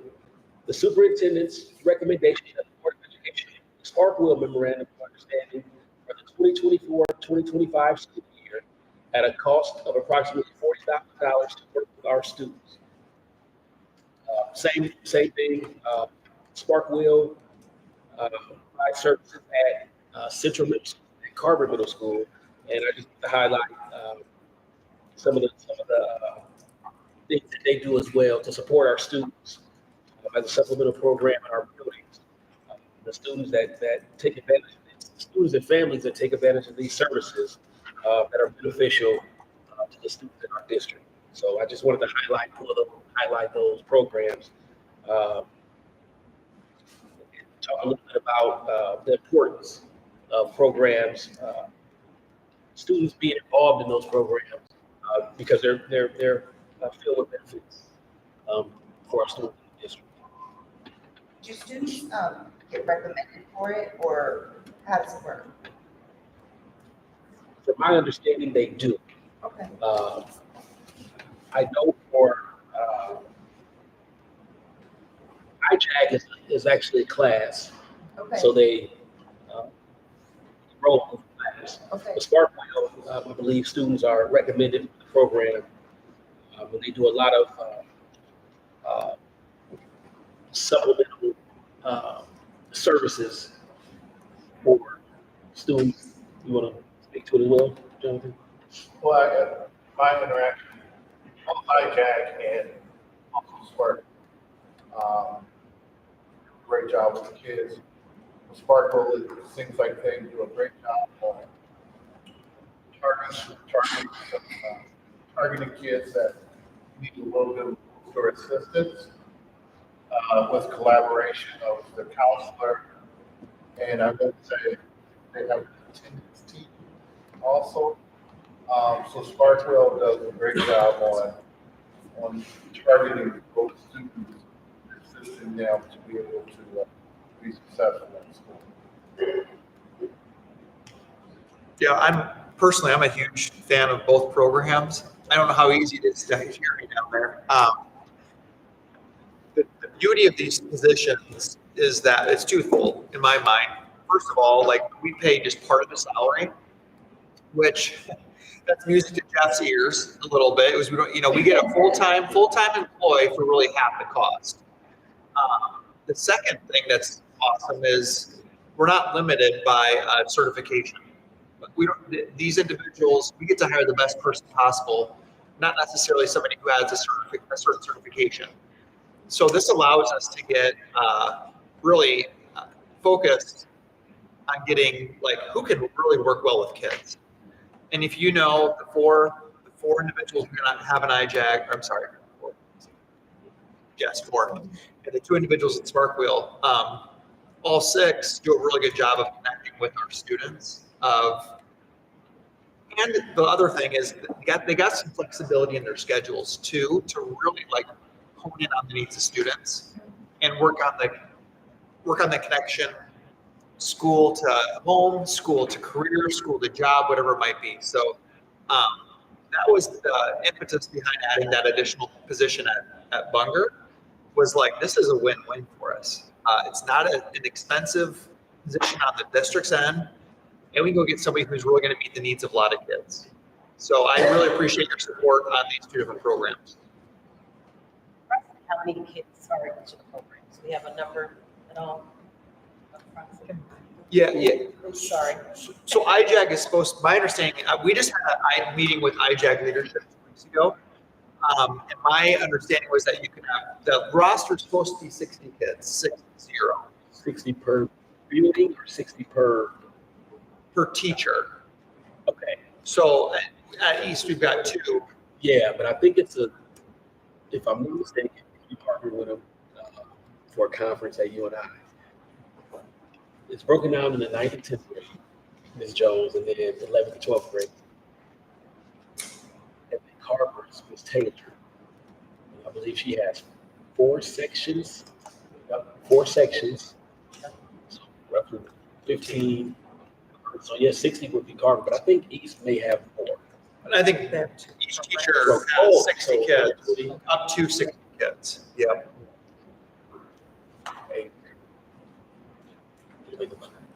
So. Yeah, so It impacts a lot of 120, kids, yeah, yes. Yeah. And Sparkle has 60 plus, I believe. That's familiar with Sparkle's numbers. Yeah, it's like 60 or so. So can I get a motion to put item 8? All those in favor of approving the superintendent's recommendation, state aye. Any opposed? Chair votes aye. Motion carried. That brings us to item 7. 8, 7, 8. I think their numbers different. Yeah, 7, 8 is 8. However, it is different on It's numbered different on the green sheet. Page SRO. It's item 7. Yeah. The school resource officer. Jesse, can you read that? Yes. The superintendent's recommendation is that Board of Education school resource officers for 24, 25, and 25 school years as outlined. Next. I'll go first. No. Okay. I may get quoted, but this is great. We're doing this for next year. But I still, I think I'm advocating that we need to increase the number of officers we have right now. I feel like our secondary buildings need to be 10% covered. We have additional SROs at the 2 buildings. And we got 6 in Waterloo covering buildings. We got 1 in Estelle. Right. I think we just need. I know it's going to cost money, but I think this is one is worth spending extra money on. It takes a while to get these set up. We want to look for this. It's not going to be just a month later. We have to work with the police department to identify employees, hire additional staff. But I just feel like this is money well worth spent, and I think having additional bodies to protect our student staff and community abilities will worth the additional costs. How are they split up to right now? Yep, every secondary school has one. And then we've got one that we added last year with the supervisory position that kind of floats. I understand the secondaries also have assignments to elementaries that they go as well. As needed. I can get that chart out to you, so you can thank see you. which buildings. Yeah. Where they are. So I'm in the same mindset as Jesse. I think it's worth the money. so But I'll look at it. It'd be helpful to be able to look at the distribution. are you thinking that the distribution should be by school population or just multiple per site? Yeah. Yeah. That's something I need. Like where. So just having them available, not actually housed in the building. I mean, we used to have ones that I feel like secondary should never leave secondary sites. I look at it not from a necessarily a school function, but a building function. Like, for the most part, I think that Unger and Evansdale, Unger and Pointer can be covered by the same site, but disconnected from the same site. Blue Henry and Hoover can one are kind of the same site, but we have other buildings that yeah. Or have somebody who floats for elementary. Between the different elementary sites. So not actually. So I don't know. I don't know what it would look like. Yeah, like like you have what covers Irving, Baldwin, or something, something that's they're in the vicinity, but they do. They're in each building part of the week, or something. So somebody more than just on call. Yeah. And Because part of what we have as our own is to build relationships as Exactly. well. Yeah. So that children can start to have positive interaction, right? You know, Starting part of- at an early age. Right. Yeah. And programming. Yes. We talked about, the DARE's gone and we've never implemented a new program since then. For that, like a set curriculum. And the relationship is, starting to build those relationships at the elementary level, now with families. Yes. Right. A step ahead of that relationship piece, So, okay. That's just my, Definitely something to think about and stay on. That's the route we want to go. Definitely have more just conversations. discuss, definitely have the conversation, because, obviously be involved in this discussion, but I'm going to advocate for that. So I just want to say, I think you've seen a couple of my communications. I feel like we've really done a good job of, I really appreciate your support for opening up our support services. Yeah. We've added more campus safety, we've added more family support workers, we've added more student support specialists. I like the idea, Jesse and team. I also wonder moving forward with our budget too. Right. I do feel like it's going to get a little bit even tighter in the next couple of years. So what the pros and cons, I guess you could say. As I'm looking down at Jeff, Jeff's probably thinking, okay, I like this idea, but where are we going to find, one of those things? So you say, you reach out and say, is this something we're willing to pay more for to have? That might be the answer, But a lot of people probably say, that's we're going to invest our tax dollars is work out, right? Let's make sure that it's safe and, everybody comes home, no matter, if it can happen in Perry, right? We're not, what's the song? So that's where I'm at. I would just advocate, find out from the community, are they willing to support it? Kind of speculate, but don't get data to give an idea,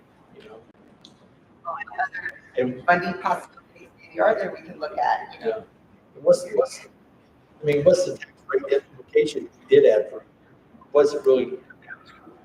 Is it that much more? We're talking just a few cents more and we got it. Look at the cost here. Yeah, or is it that big, much more than the budget versus that? I think we're got enough resources that we can go in and find out. One is to ask our families, one is to ask our staff, and then go to the community and say, this is what to support it. Is get more support to do this. Well, I have to say, with the police officers there, I think there's a good team. So if we added more campus security and everything else, I think I would okay to have that officer. But I think with the added positions that we do have, let's just make sure we consider it's about that communication, relationship, and making sure it's a good team working with those kids that are there, which also in addition to the police officer. So that's what I have witnessed at the junior high level. And I would just add that if we are, since it is dealing with budget, let's make sure we're clear on if there are additional needs within the schools by speaking with SROs and different things. Let's be clear on what those decisions are, not just say we think we need them, but what is the information to support them? Right. If we want to hold something like that. I think that's just kind of, I can't speak for just, but I just wanted to kind of see what is available in time. And maybe if it's split in a way that I don't know that if the coverage is there, then it's covered. It's just a good conversation for the board to be able to have. Survey families and staff and get a good pulse on it, then go to the less directly impacted in the fiscal impact right now. They lie out. So that's just why I'm. Yeah. I definitely think it's a conversation to be had. That's something that I would like to, if there is a need, let's continue to have these conversations. That's what I'm advocating for. Let's look at data. Let's get some data out there. Have everything for us. But at the same time, let's make it a point to get some data, between the stakeholders to find out. It's a time to look for. So The new positions are really helpful. We'll try to get that information to Sheena and to get some numbers to see how we can best support our students in our buildings. All right. So all those, any more comments, questions? All those in favor of approving the superintendent's recommendation, state aye. Aye. Any opposed? Chair votes aye. Motion carried. That brings us to our next item. And the superintendent's recommendation is that the Board of Education approve travel for West High's drum majors to travel to Charleston, Illinois to attend the drum major camp from July 1st to 2024. Motion to put that on the floor. Second. And we have Jason Dobbs, Director of Bands at West High School, to provide some information on this travel.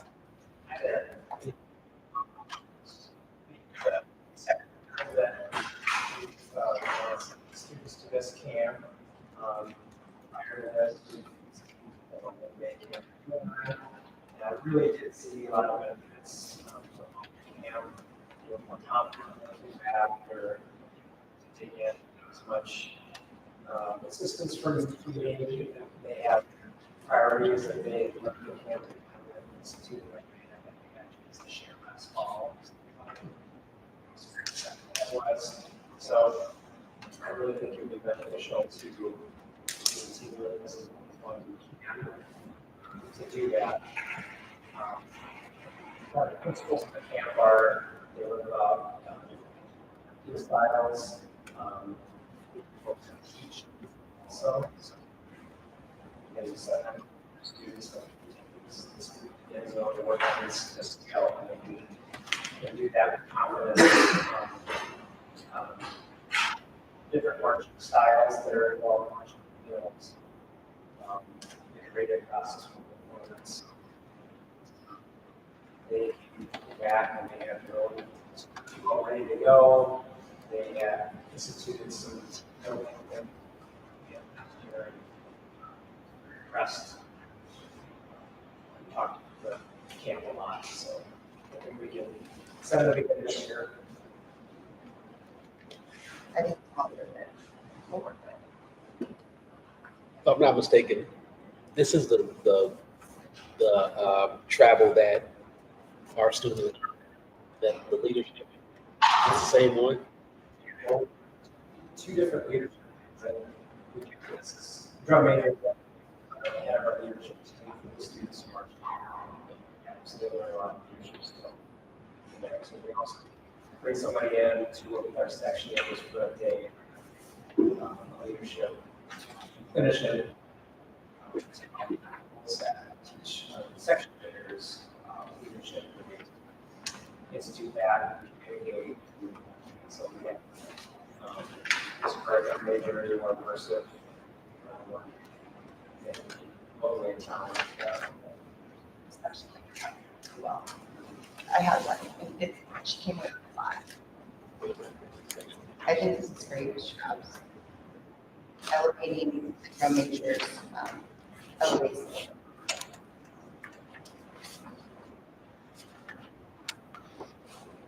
Questions from Mr. Dobbs? I just wanted to add one thing. Mallory's going to do marching band for you and I. So I just wanted to thank you guys, even still like that. So. How many students do you think will be out for band this year? I think the last I looked, there was about 111.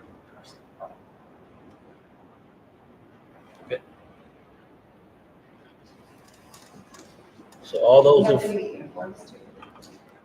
Yes, okay, we uniforms in July 7th. Sorry. no, you're fine, you're fine. So all those in favor of approving the superintendent's recommendation, state aye. Aye. Any opposed? Chair votes aye. Motion carried. Thank you. Yeah.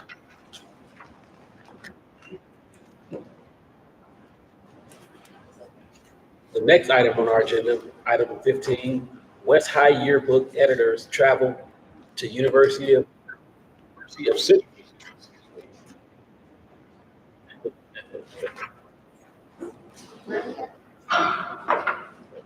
Sorry, I was learning more drum meetings. Yeah. It's been a minute since you all. So let me get the motion on this. The superintendent's recommendation that the Board of Education approve travel for West High's yearbook editors to travel to Lawrenceburg, Missouri from July 10th through the 12th, 2024 to attend the Heart of America workshop. So Second. we have Ms. Goodman here. Just a little bit more information. Yes, absolutely. So last year, we were able to take our yearbook editors to a workshop on Waterloo. Waterloo is our publisher, the publisher yearbook group. And it was very beneficial. It really set us up for success this year. This year, at the workshop, we started the school year with our theme, a design package, knowing what we want to do. We set goals, we added 50 pages to our book. We made all our marketing plans. That workshop really kind of helped set us up to have a successful year. And throughout the 2023 school year, we were able to win different state awards. We even won a few national awards. And we're currently submitting for the state contest, which closes in August. So hopefully, fingers crossed, bring them some more awards. But within Walsburg, they offer a lot of different workshops. Last year's was outside of Chicago.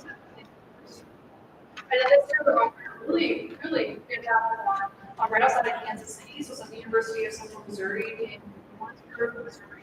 So pretty much the distance of Kansas City was 20 extra minutes. But what this workshop is, it's different. Last year was just one day, it stayed overnight, and came right home. This one is July 10th as well.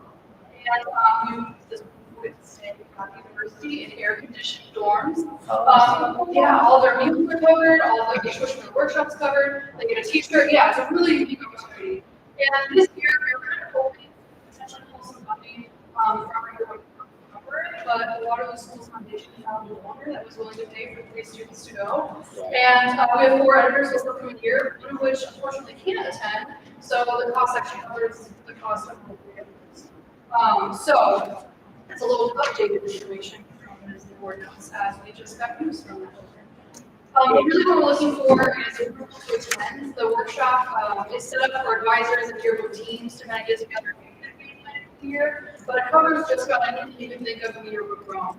There's going to be sessions on interviewing, sessions on designing, sessions on writing, sessions on being a photographer, sessions on editorial leadership, how to be a good student leader to kind of help lead a student program and team.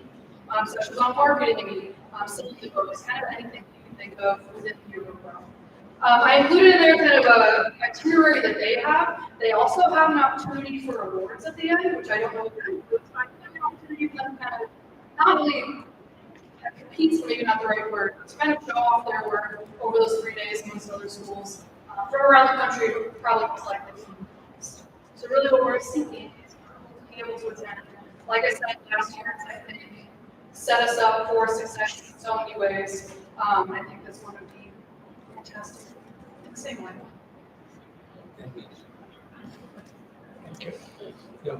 It's good to be a rock star. You just are. This is such a cool opportunity, and getting the funding for it.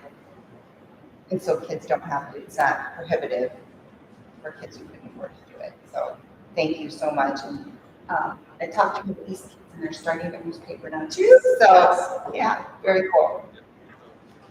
I'm sure this is this for your staff and pay dividends and see the return on investment, so that's huge. You see it, how much they move and how much they bring to accomplish. So it's obviously that there's inspiring kids to do great things. Most teachers. Do you know how many books were sold this year from before? So over the last few years, we've definitely had like a steady growth. This year, our final count that we submitted was about 420 books.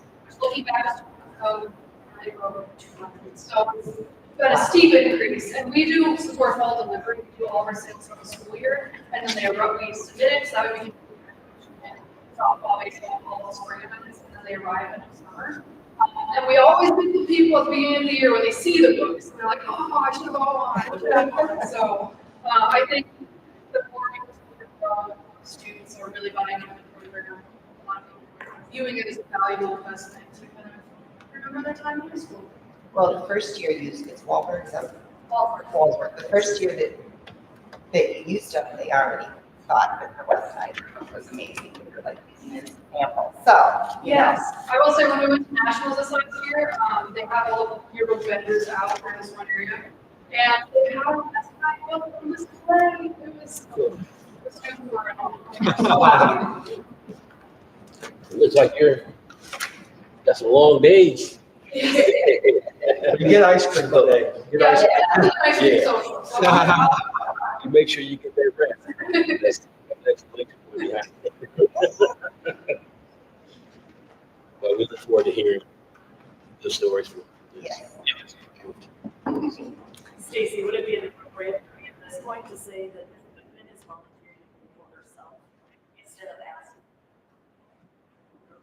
Williams or Mr. Schmidt or any of you up there? Because she won't say it for herself, I'll say it for her. do we have ways to come up with funding for that? Or, because do coaches have their own way first? Is that usually covered? We'll talk later. You want to put me on the spot, but That's probably not my place, but I think she won't ask, so I will let you know. It's communication tools. I can't promise you anything, but I would definitely advocate for myself. You don't get it, you don't have it. So, thank you, Ms. Gavin. Yeah. So, I'll tell you what I tell everybody else. Send your board members an email. Yeah, send your board members an email. I'm excited. Send us pictures. So all those in favor of approving this, do we have any more questions or comments? So all those in favor of the superintendent's recommendation, state aye. Aye. Any opposed? Chair votes aye, motion carried. Thank you. Have fun. Thank you. Get some rest as well. You can be mad at me later.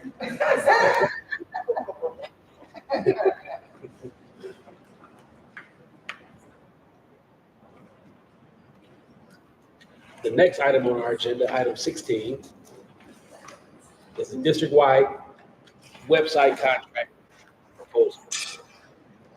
The superintendent's recommendation that the Board of Education approve a 5-year contract with Final Site at a cost of $151,600 as outlined. And we have Emily Frederick, our Director of School and Community Relations, here to give us a little bit more information.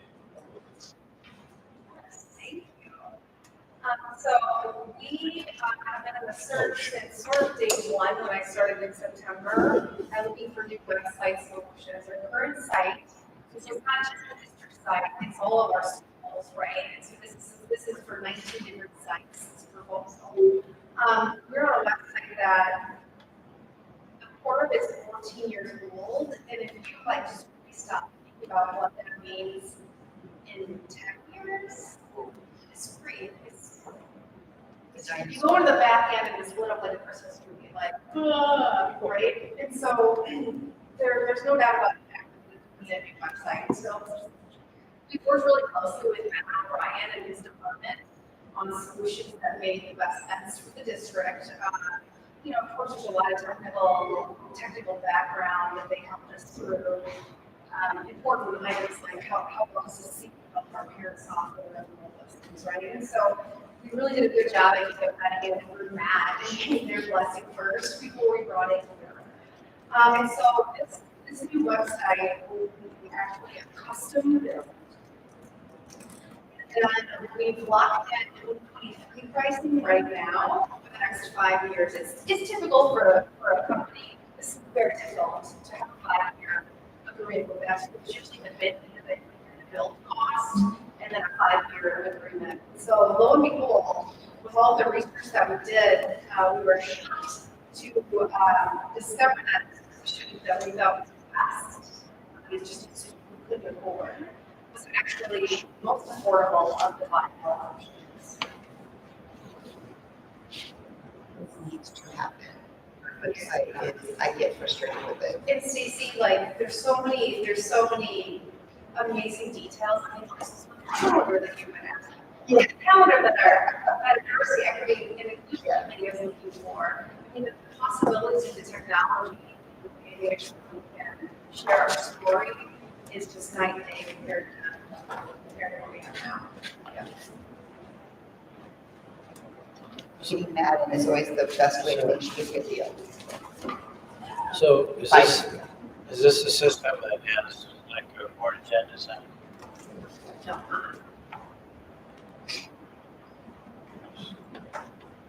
So what is this system? We use Simply now for board agendas, and it's a different platform. Simply would be linked through, I mean, there could be a page on this that links to Simply. Is that what you mean? There's a way for people to find a board agenda. There's just a link to open it. It'll be Totally interactive. very. Historically, the board agendas were, there was a record. And then, Yeah, it's still on. and then at some point in time, they're no longer there. Correct. Because not everybody could access it. Does this solve that problem? Or are we So still gonna- what Lyle's talked about delete? is the ADA compliance. We ended up having to take Oh, sure. the website was kind of a holding place for all of the board agendas for minutes and all of that kind of thing. I would not foresee us going back to that, but we have all the board agendas are available to the public to go in and look at on Google Drive. That's what we have now. I mean, when you hit that link on the current website, that's what that is, right? No, not necessarily. No, so there's actually in our shared drive, there's a Google platform, there's a Google Drive that has. So if anybody wants to look at the board agenda, the board minutes from 10 years ago, they just let them know. I'll send them the link to that Google Drive where everything is stored. There's like, literally, we've got, oh my gosh, probably back to the early 2000s. And that is just way too much information to have linked to a page in a website.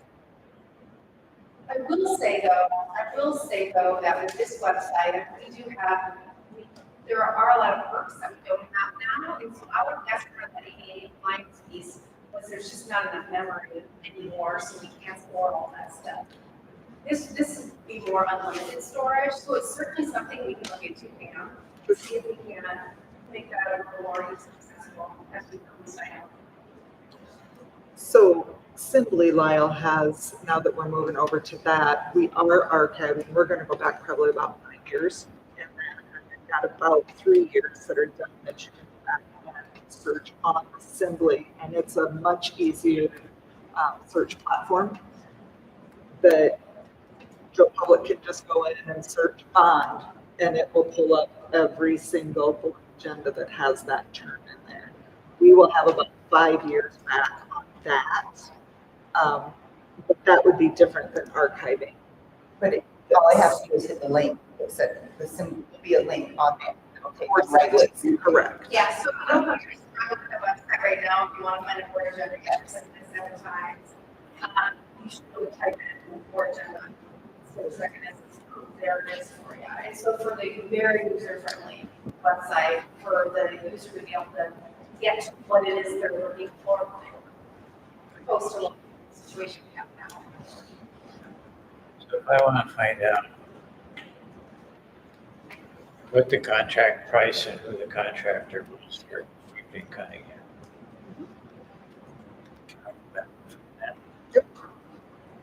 I can share that. I can share some documents with you so you can look that up. And anybody can see that. Correct. Yeah. Yeah, all of that is, yep, it's all public information. I was, the dates, I'm online, probably 200,000 of all of the board agenda. So, I guess my point is. yeah. You say, well, we only know what happened 5 years ago, more than 5 years ago. Sometimes. Yep, and we have that, like, yes, yes, I have access to all. Excited. Contractor building east side. Probably not. 200,000.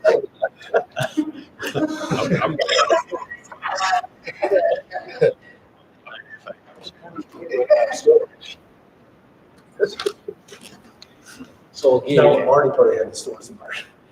So again, can I get a motion to put that on the table? So moved. So all those in favor, or any more questions or comments? So all those in favor of approving the superintendent's recommendation, state aye. Aye. Any opposed? Chair votes aye. Motion carried. Can't wait to Well, see it. Thank you. That is prepared for it. Yes.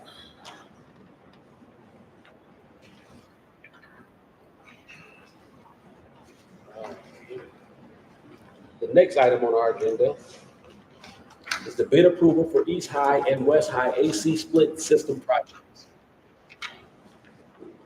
Superintendent's recommendation that the Board of Education accept the recommendation from Modis and approve the bid from Peters Construction for the East High and West High AC split system projects as outlined for a total contract of $1,994,470. Second.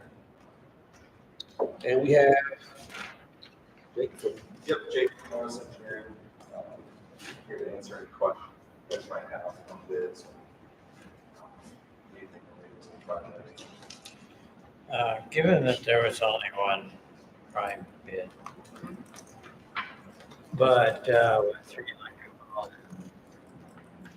2 mechanical maybe. Yep. You saw the subs?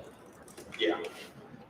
Well, we didn't see the sub numbers necessarily, they don't, those numbers. You know what we're contractors with.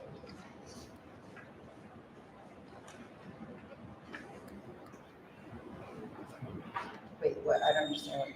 So What the question? challenge with this project, if you remember, we had a similar conversation. Yes.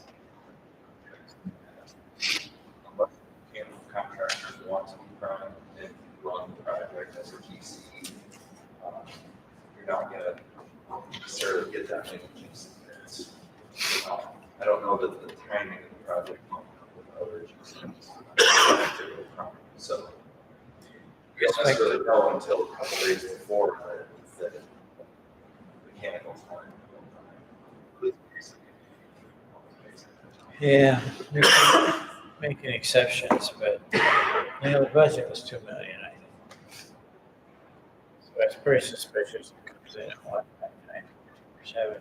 Well, the contractor didn't have the budget. Okay. But the difference between the subs, in other words, what's the markup by the, if you didn't see any of the subs? Well, they will have to give us a schedule out. So we will. I'm just trying to find some accountability there, because when you have one, maybe they double the price of the subs that are eligible. Sure. I don't have any reason that they did that. based on where we have estimated the mechanical electrical portion. But I think we want to get this project going, and I understand that, but at the same time, our policy is bad at not open. So I don't know. What was the thought process there? that was a decision at the time of the opening. And we made, we asked, we want to open this bid. The number to open it. So what happens, the opposite? And allow you probably speak to this as well. We don't open it, we just rebid it, And then reject it, and potentially go back out or even if there's a time period you have to look at. Since we didn't open it, pretty much we open the bid and then reject it, and then take it back out. So if you don't open it, the time is shorter that you can go off and rebid. Yep, because there's a number. So what can we do? What do you think? What do you think? How do you think that would have been hypothetical? Right? Do you think would there have been some benefits in not opening it and then putting it out for rebid if it was only the one bid initially? I think probably stake in the long run. Not only would it have meant that no other work probably could have happened this summer. I guess I don't know what the golf course is this summer versus next. But being able to accept this now, they can get a lot of this work done this summer. And we structured the project such that some of the work can be done this fall, so that it's ready for next summer. Because it's not a student occupied areas. If we reject the bid, we have to wait. It's probably about a month by the time we're back. So we probably missed the whole summer and rather actually increase the cost this spring. And everything. This goes up and up and up. And we did get the two mechanics, the two contractors in the area. They started out one for both of them. I believe. So it's kind of rolling the dice. Yeah, and we need to go ahead with it, but in the future, is there a way of structuring the prime such that we do see? We did, we had some and decided that we weren't going to how that's what we could definitely look at that for the next project. I think, I mean, at least then you got an idea of what their markup was, whether it's not or not.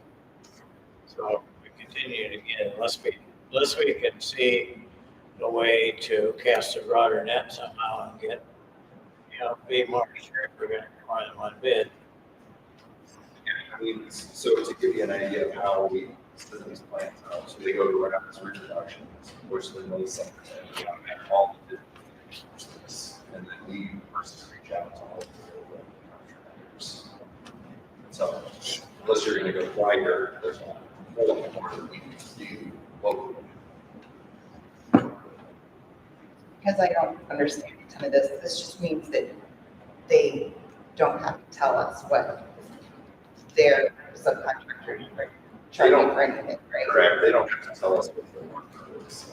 They will tell us the schedule about this is what it costs. Tell us what portion of that is done. But if they were to, so Peters is a contractor. If they got in the habit of doing that, they would work and spread it. I mean, it would not be a good thing. So I think, personally think the bid is a good bid. I know that one of the mechanical numbers was very aggressive based on in comparison to the other number. So we have the advantage of the contract. Yeah, it's still $2 million, so that's without a competitive bid. So, without a comparable bid. Sure. I think maybe in our specs in the future, we should maybe put in there if there's only a second. Right, you have to give up the stuff. Maybe something of that. We could Good. Good. I don't know. What do you guys? Let's see, please think, I mean, do you think that it would have been, how big of a difference do you think No, I don't. price, which is? I'm not. Yeah, I don't think so. But I get what you're saying. But you know, It would give you peace of mind. you don't have as much accountability as you know.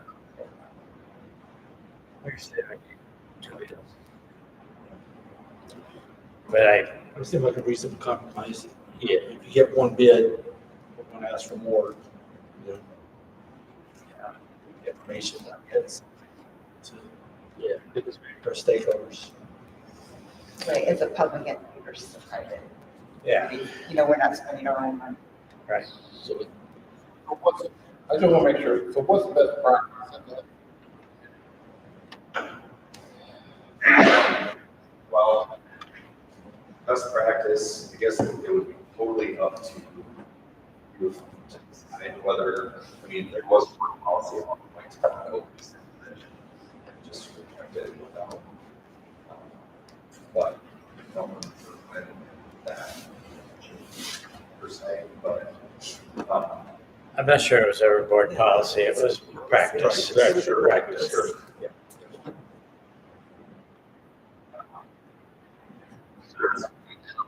It's projects, it's not uncommon. A lot of depends on the timing. There's contractors that are available. We are a little bit late in getting work for this summer, which is why we decided summer for completion. Yeah, I don't want to have to put it off either. What is the construction schedule? So we don't have,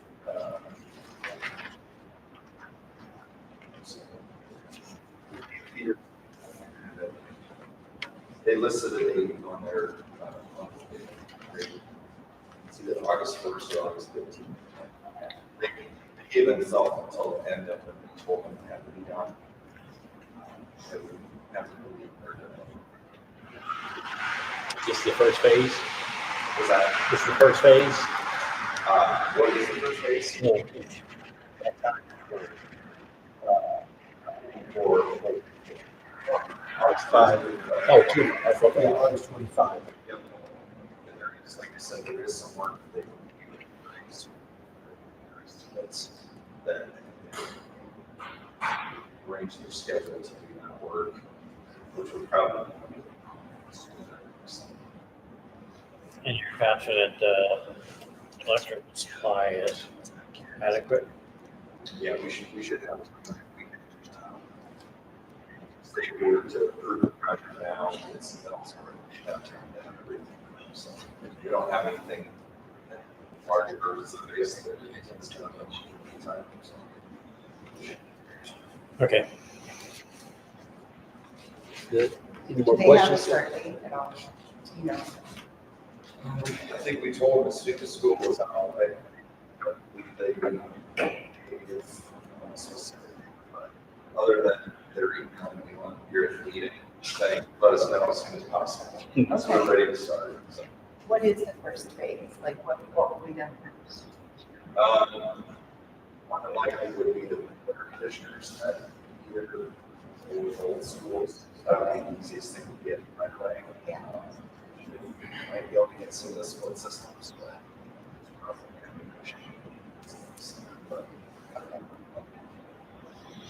Could get a decent portion of either of both schools that how they decide things. I think we're going to approve it anyway. This year. Yeah. Perfect. That third floor glass up building. Yeah. Good?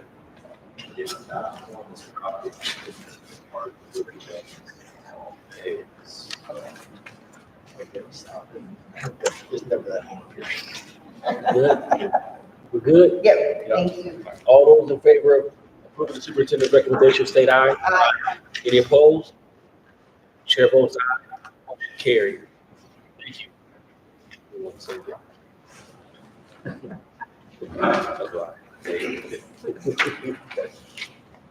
The next item on our agenda is the selection of financial institution for deposit of funds.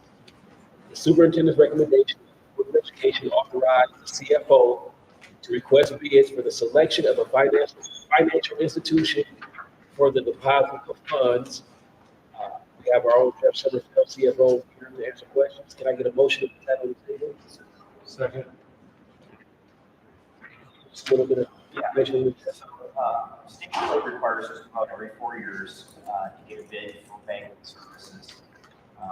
Currently with Farmers State Bank, we've been with them, I believe. This is our second term, so we've been with them for 8 years now.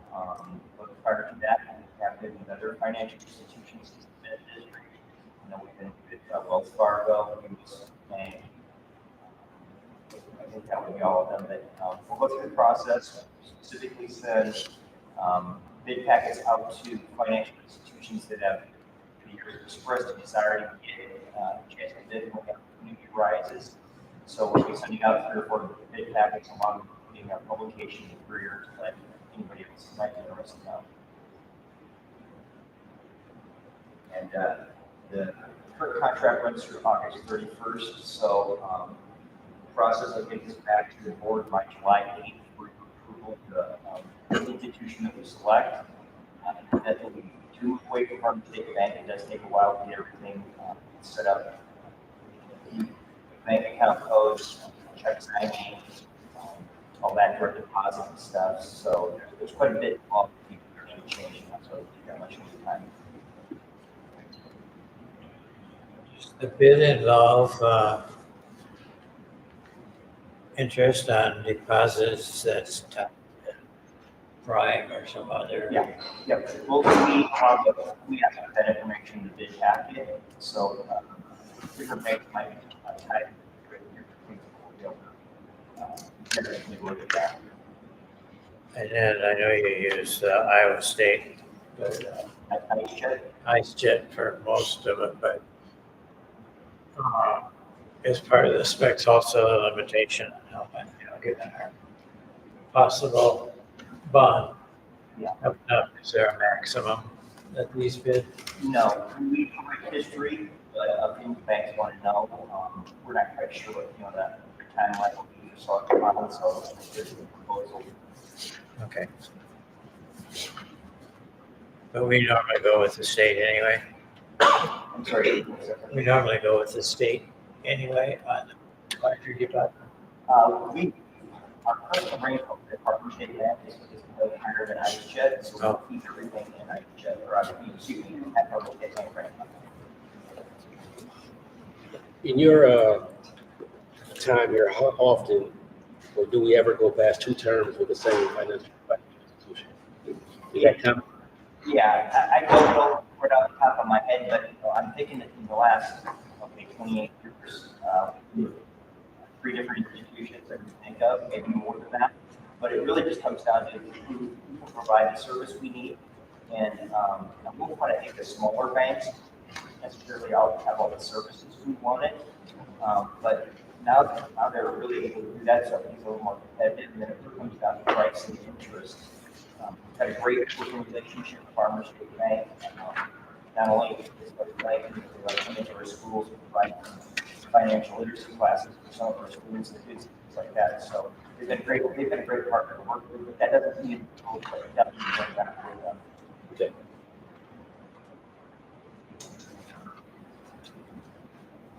Any more questions? All those in favor of the superintendent's recommendation, state aye. Aye. Any opposed? Chair votes aye. Motion carried. Jeff, we look forward to seeing you. process or who we select. That brings us to our last action item. I need more excitement from that. I need more excitement from that. Or I'll hesitate.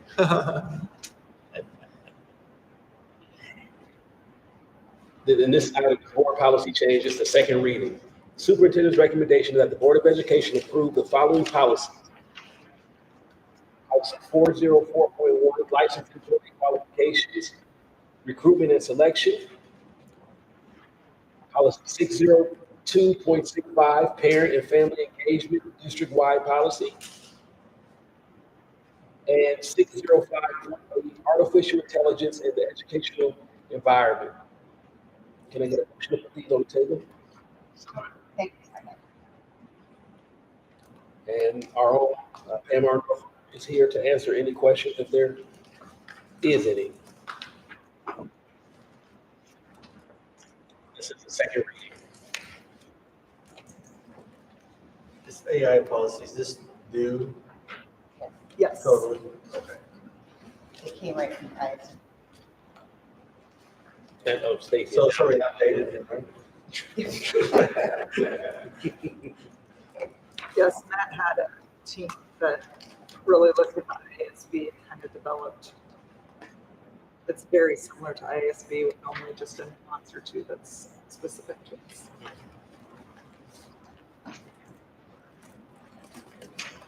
Any more questions? Just interesting, because just thinking about it, it's like AI is developing so fast, like it may be a policy we need because the nuances are changing so fast. Yep. We're not gonna review the policy, the policy's gonna review us. You're right. Yeah, my wife just had to do a presentation on in the workplace, like human resources. I'm like, that sounds interesting.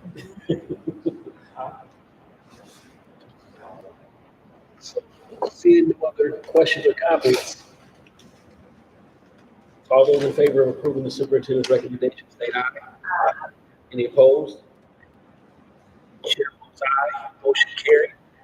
That ends our action items.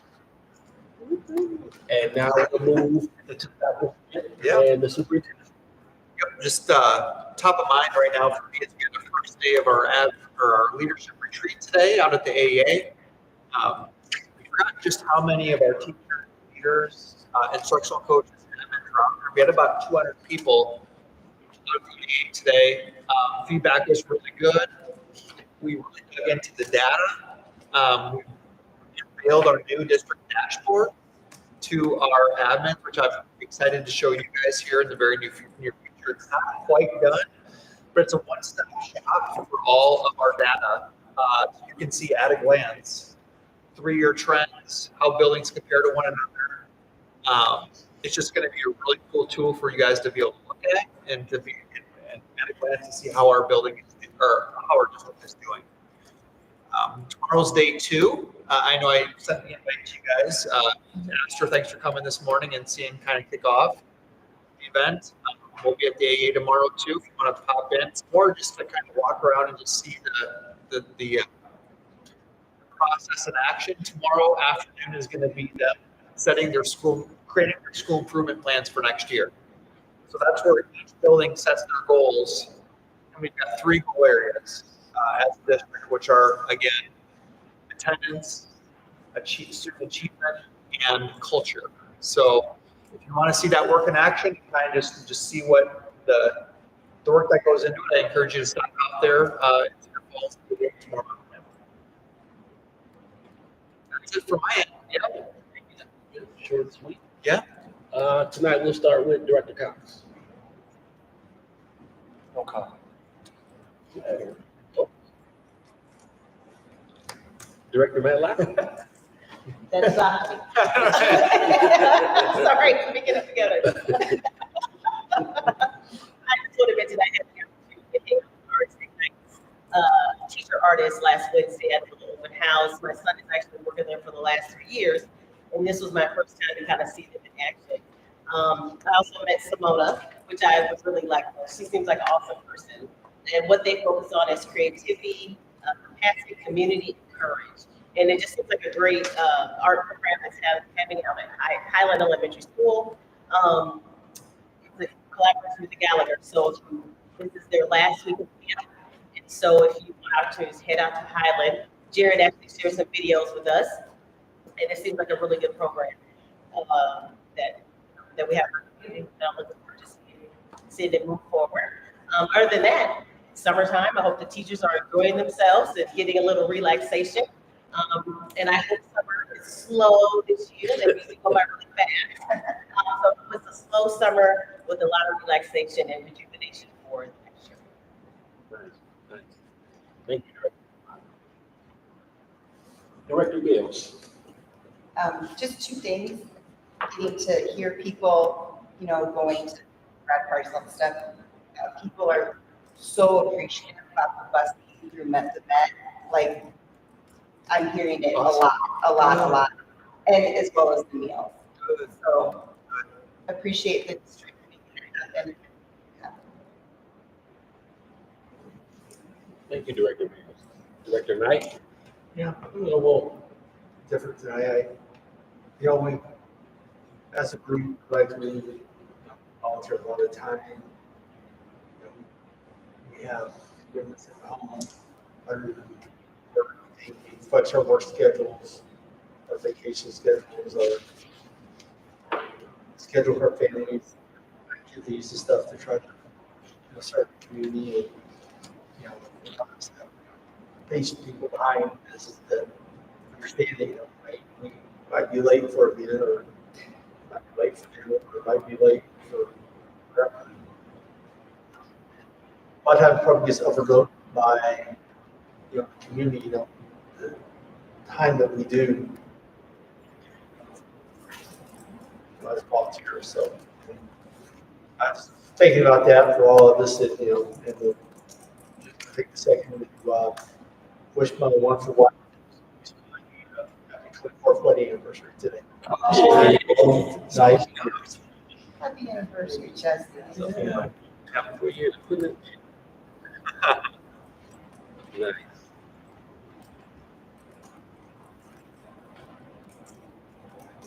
I think that's congratulations for 24 years. Yeah. Yeah, she put up with a lot, so. That's good. Thank you, Director Knight. Yeah. Attend the graduation at Expo, that's always wonderful. It's just a great celebration for students and families. So, excited about the new programs that we're bringing on board. Seems like dynamic folks ready to go. So, very much looking forward to as much as possible in place by the fall. So, that's all. Okay. Thank you, Director Schmidt. I would like to echo those same sentiments. Welcome to the new Career Center staff. Programs, mentioned it earlier. There was a lot of anticipation with those programs. Agri-science, I know Lyle's been on that. Barber, I think that'll be nursing programs that we offer for our students. That'll be one that students will flock to as well. And all the rest of them as well. And to echo. On your hair.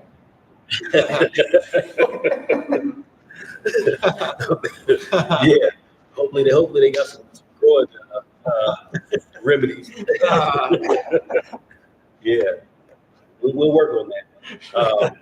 But I know Amy mentioned Hawkeye and Hawkeye's partnership and all the support that they've given the Career Center and the district over the years with our concurrent courses and our program as well. So we do want to acknowledge Hawkeye Community College and all our partners that support our students. Do want to say farewell to our last building that was able to present this evening, Lincoln Principal Tammy. This was her last official, I believe, board meeting before she, so we want to wish her well in her travels and journey and thank her for her service to our district. Next time we will be in this building will be a board work session at 4 p.m. on this Thursday, June 13th. Our next scheduled board meeting will be July 8th here at the Waterloo Career Center at 5 p.m. And then we have one more board meeting to end out the summer, well, two more. One July 29th here as well at 5 p.m. And then August 12th will be our next board meeting after following that in the same place, Waterloo Career Center at 5 p.m. to round out our summer events. See nothing else, that's all I have. So can I get a motion to adjourn?